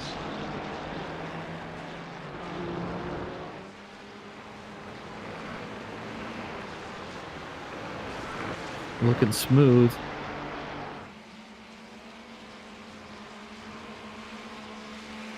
Looks like Looks like Ray's kind of dropped off just a little bit there to Marjorie Banks and Cosgrove. Yeah, I don't expect Corn to hold these guys up. I'm sure once they get to him, he'll move out of the way and let this battle continue. I don't know. We are talking about iCrash Week. It's just a channel. It's just a channel name. Oh no! And he just smacked that turtle too. I'm telling you, man. He's in the wrong sport today. I think he thinks he's in Rallycross. That is deadly. Yeah, these turtles are insane. I cannot wait to see the replay of this entire... I think I know what happened. He hit a blue turtle shell and it popped him right up. that had to be it. Yeah, and he's slow off the inside. I think he's just kind of letting these guys go by. Looks like I don't know if it did it. Yep. Did it damage some things? Possibly. Might have got a meatball from that. I mean, that was a hard hit to send to the moon like that again. Yeah. Cosgrove losing a little time here to Marjorie Banks. Hopefully, see if Ray Kingsbury here can pull him in and maybe pick up another position. Fanning still trying, still giving it his all. Kingsbury not giving an No, inch. I think Ray's definitely looking to pick up the points that he lost in that first race. I do like his car, though. For some reason, it really reminds me of a Crossman BB gun. The target on the side. Just shoot your eye out, kid. I know it's Red Rider, but still. Kevin Fanning going to the inside on Kingsbury, but Kingsbury slamming the door shut. He says, "No way, not with under 5 to go. You're not getting around me that easy." You're gonna have to work to this position. Yep. Oh, Fanning looking like he wants to peek it in there. And Ray it off may the have end of the worked. track there. Not sure if he just missed his braking zone or kind of what it looked like. I'd call that the Fanning effect.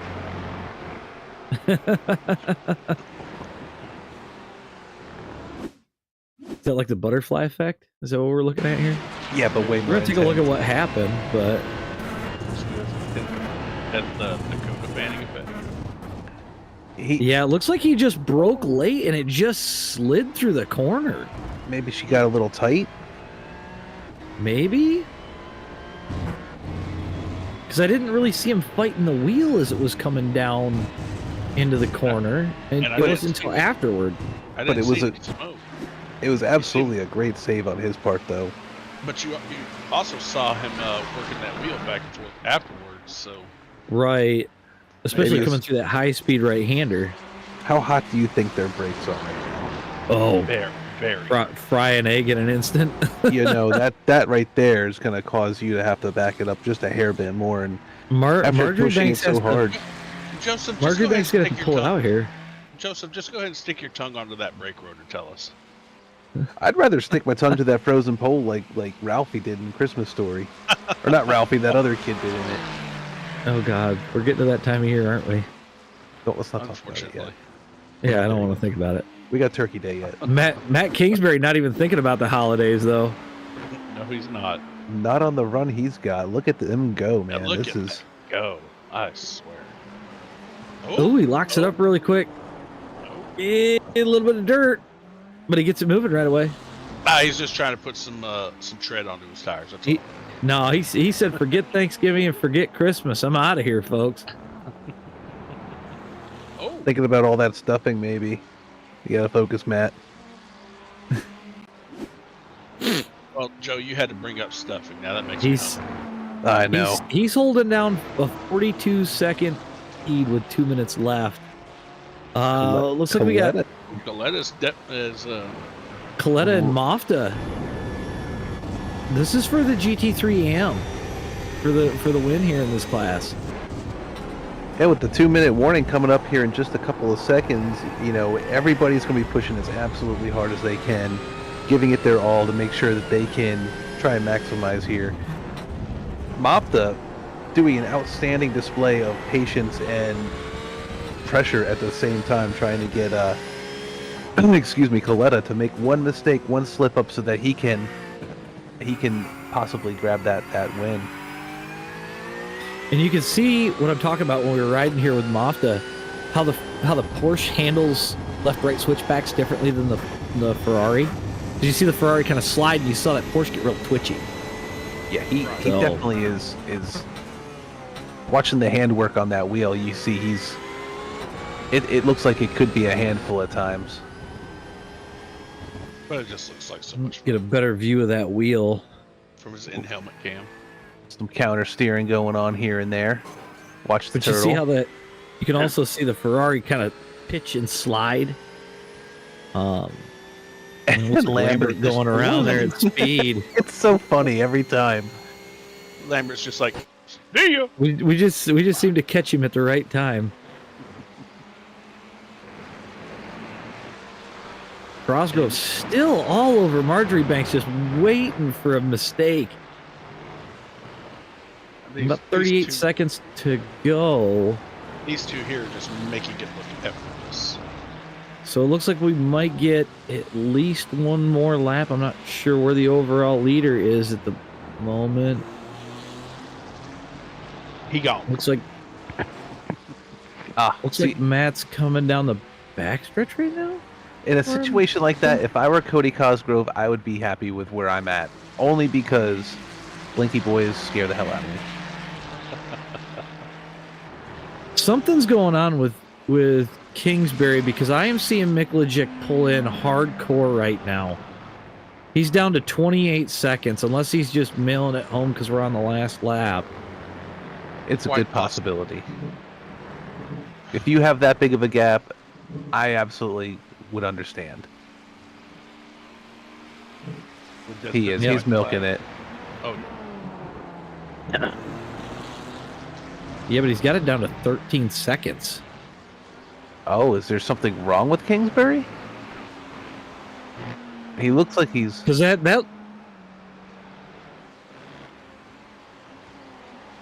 Yeah, that looks like a delay maybe, because I definitely saw the white flag. I wonder if he was running low on fuel just enough in? That's a good possibility. It looks like he's blowing up a bit now. He's... Man, I'm watching that time, and I'm seeing Miklijic still pull in. 11 seconds, 11 and a half. I'm wondering if we're really close on fuel here. Back to the battle between Marjorie Banks and Cosgrove. At this point, if you're Cosgrove, you're going to start forcing the issue, I think. Really getting close, trying to dive it to the inside. And it looks like he may have already tried that. Oh, a block. Defensive move. Yeah. And he gets right on him, not worrying about the blink at all. That's some crazy racing.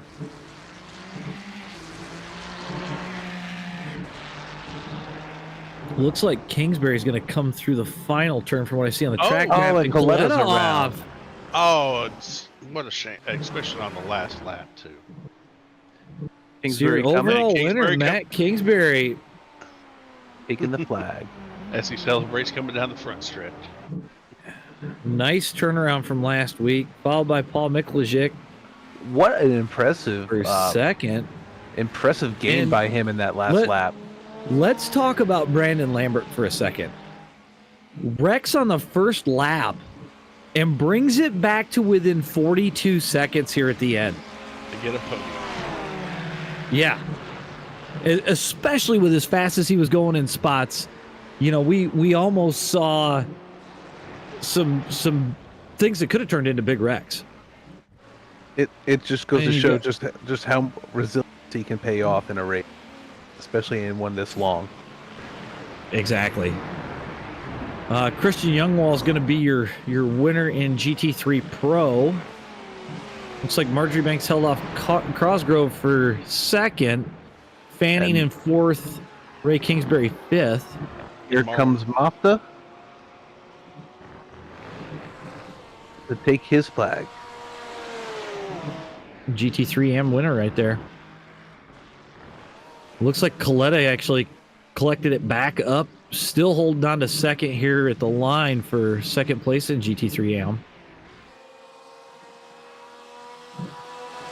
We got Bogart, and it looks like Brokaw.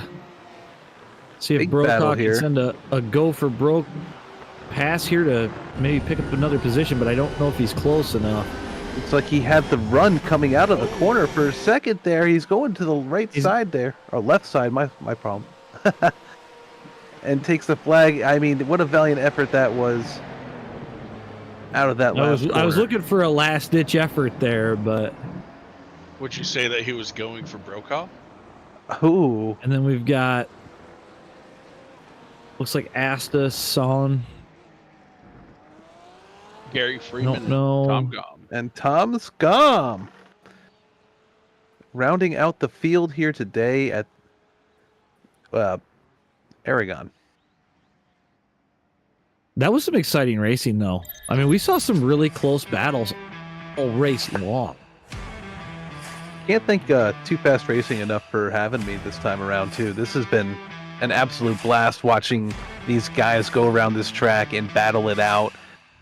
It's been great. Well, especially watching Matt have a pretty resounding victory there at the end.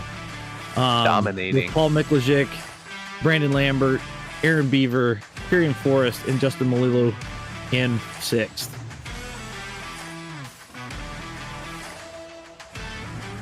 And your GT3 Pro, first place going to Christian Youngwall, second to John Marjorie Banks, third to Cody Cosgrove, fourth to Kevin Fanning, fifth to Ray Kingsbury, sixth to Brian Asta, seventh to Brian Sohn.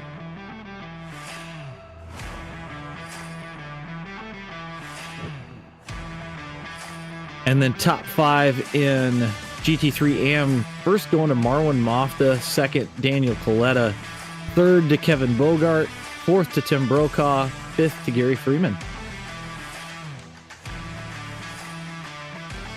Yay, lawnmower.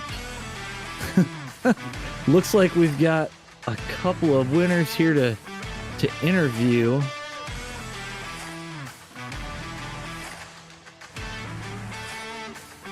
If we want to go ahead and get our overall leader Matt Kingsbury in. It's like, Hey, Matt. Matt. Uh-oh. Heck. Oh, we had him there for a second. Well, we'll give them a couple minutes. Maybe they might be discussing some things here post-race, so give them a couple minutes to sort some stuff out here. In the meantime, well, so, both your guys' first time. Oh, looks like we lost Eric for just a second, but, overall first time, Joe, I'd say we had fun. this was absolutely a blast. Absolutely a blast. We get to see some really good, clean racing here. Some really tight stuff. Now we've got Matt with us. Matt, heck of a run there, bud. That was a dominating victory. We saw some issues in the sprint race. Did you make some major changes between sprint and the feature there? no, I mean, car was just as fast both races. I just made a driving error early on in the race, which put me like, I think, 10 seconds back. And then it was just working through traffic in the sprint race. I kept losing time. Brandon was doing a nice job getting through traffic. Probably because he doesn't, drive the smartest, but that's besides the point. So yeah, I was just taking it easy through traffic because I knew it wasn't really worth it. It looked. Go ahead, Joe. You had a pretty impressive lead there for a while there, and in the last lap, it seemed like there was a big checkup. I was just curious what happened there. Oh, which is running the clock out. I thought I could end it a lap early if I let the clock time out. Apparently, It still gives the white flag if it hadn't given it before. Yeah, because we were watching and I saw the checkup on the track map, and then I noticed the kind of a checkup coming out of the corner, and then we saw the white flag, and I'm like, he's letting them get too close here. So a massive gain from Miklojic. Yeah, we I weren't timed sure it if we were out. seeing an issue in the car. Or... No, we did have an issue in qualifying. I ran out of fuel on my pole lap coming to the line. I ran out coming out of last corner, so I think we could have ran a 35 low. It dropped from like 0.5 up to like only like 0.1 up, so I think there's like 0.4 in there. Well, and I know this being your second race in GTP, I mean, major turnaround from last week here, so I'm sure you've got to be thrilled with the whole thing. Anybody you want to thank? No, just guys here, it's just taking us a little bit to get used to the car, but BMW put together a really solid program. Clearly, this thing's very stable, easy to drive. Just, once you get used to these GTPs, they're really fun to race, so glad that we have them. The IMSA guys, IMSA letting us scan these, in iRacing, and iRacing obviously getting everything done. Like, it's just the best racing car that we have, I think, in all simulations, so it's awesome. Awesome. Glad to hear it, man. And great win today. Yeah, definitely. Congrats on the win, man. Like I said, just absolutely dominating performance. Yeah, thanks, guys. Yep, thank you. All right, and it looks like we're going to try and get our GT3 Pro winner, Christian Youngwall, in here in just a second.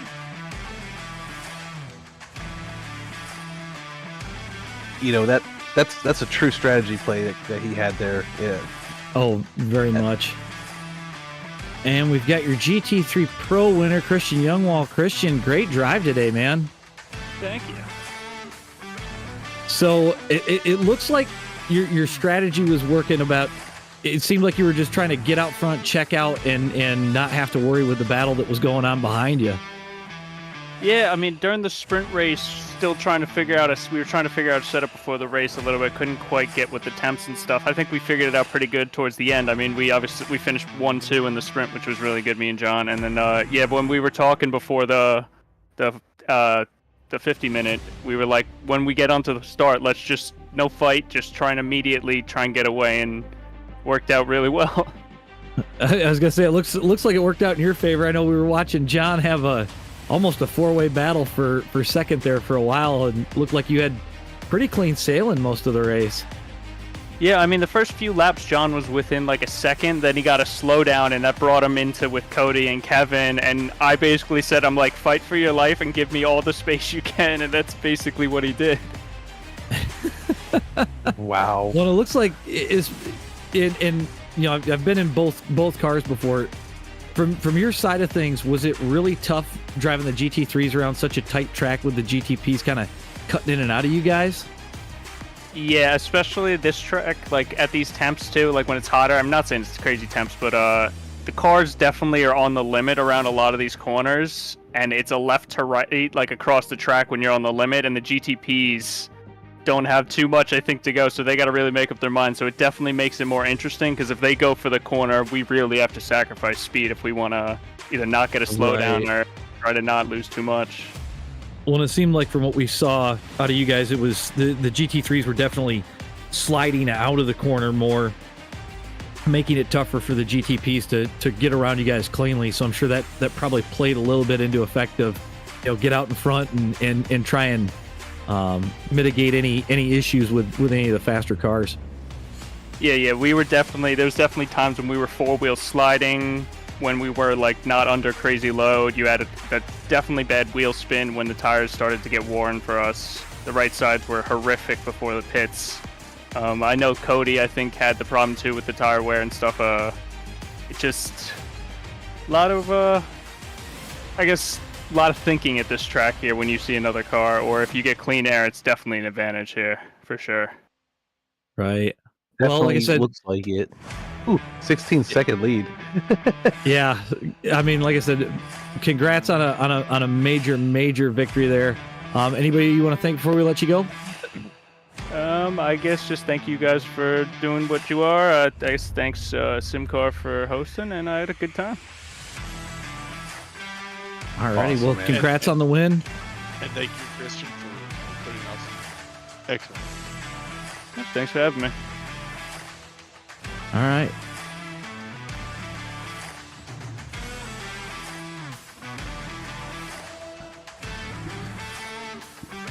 And it looks like, I don't know if we're trying to get our GT3 AM winner in here.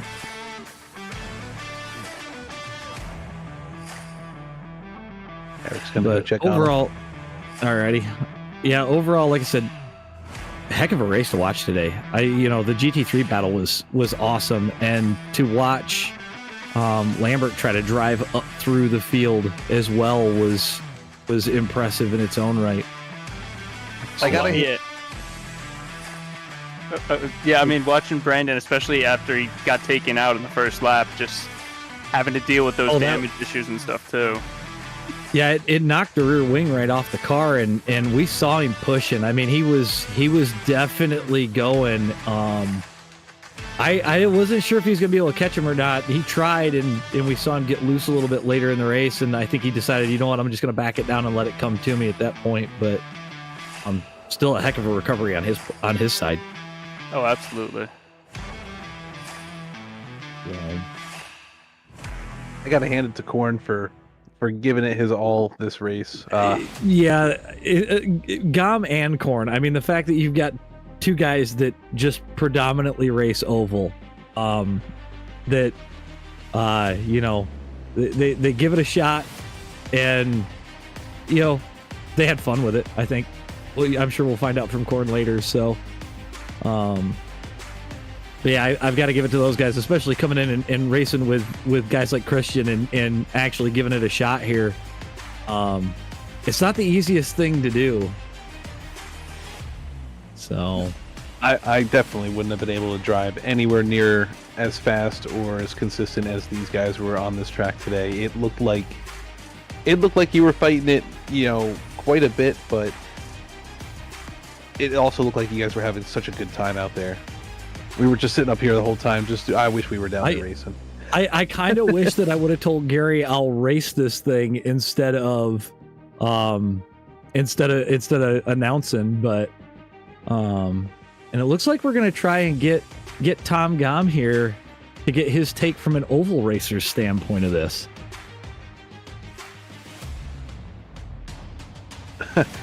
That guy is incredibly fast. If you catch him at a super speedway, he is a rocket. And I really feel like, and now we've got Tom with us. So Tom, this is now your second SimCar race. Any thoughts on giving up the McLaren yet? I've got thoughts about giving up road racing.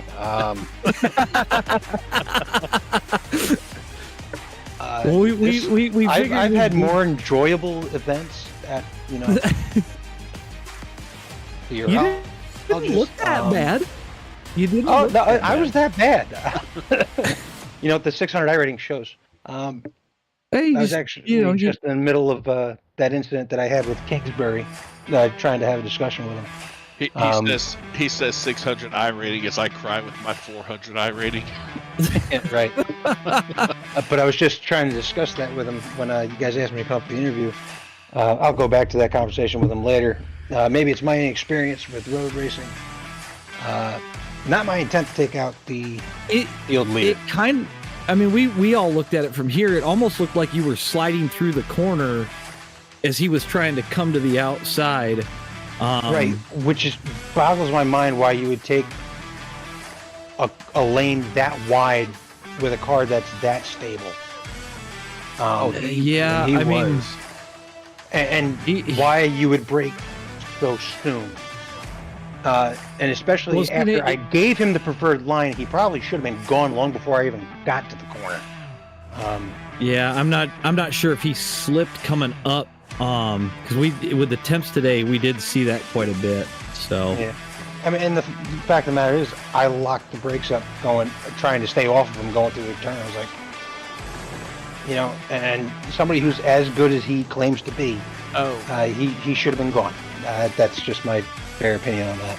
As far as the rest of the races go, the sprint went all right. Your sprint looked really good, actually. I thought. Well, anytime I can finish in the top 10 out of 13 cars, it's a good day.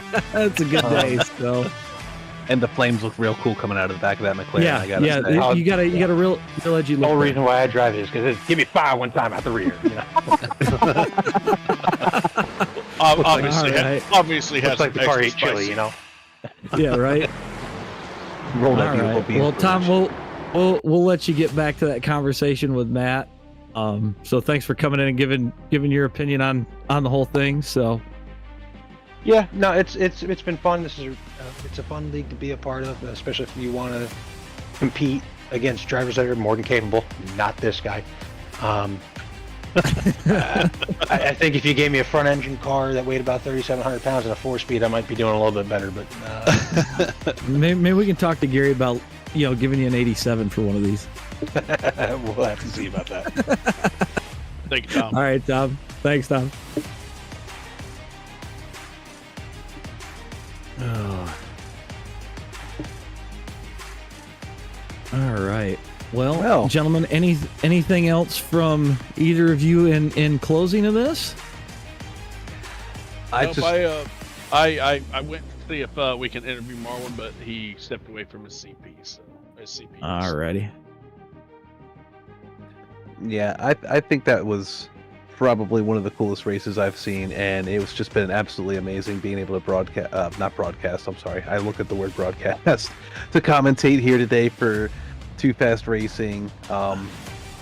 Gary, thank you so much for bringing me in here. AJ, you as well. Trevor, you're a great producer. You do great work. I'm actually quite enamored. So he actually makes us look good for a couple of guys that mostly raced oval. Oval jockeys, so Trevor, man, I'm telling you. Thank you for doing what you do. Eric, you got anybody else or any thoughts on this? Oh, just Gary and all of SimCar for allowing us to come in and broadcast these races. Trevor for being an excellent producer, just like Joe said, and I'll give a shout out to the iCrash Weekly gang. We see on the screen the upcoming race. Yes, we 2 weeks. Yep, November 16th. I might try to get in on that one if I'm not up deer hunting. Otherwise, I might not make that one. But Anyway, for everybody at Too Fast Racing, SimCar, Penguin RC, thank you everybody for watching. It's been a pleasure. Thank you to my two co-hosts here, Trevor as well. Like I said, you do an amazing job doing what you do as a producer. And that's all we've got, everybody, from MotorLand Aragón. So thank you everybody for watching, and we'll catch you here in 2 weeks. Everybody have a good night. Good night, everybody. Good night.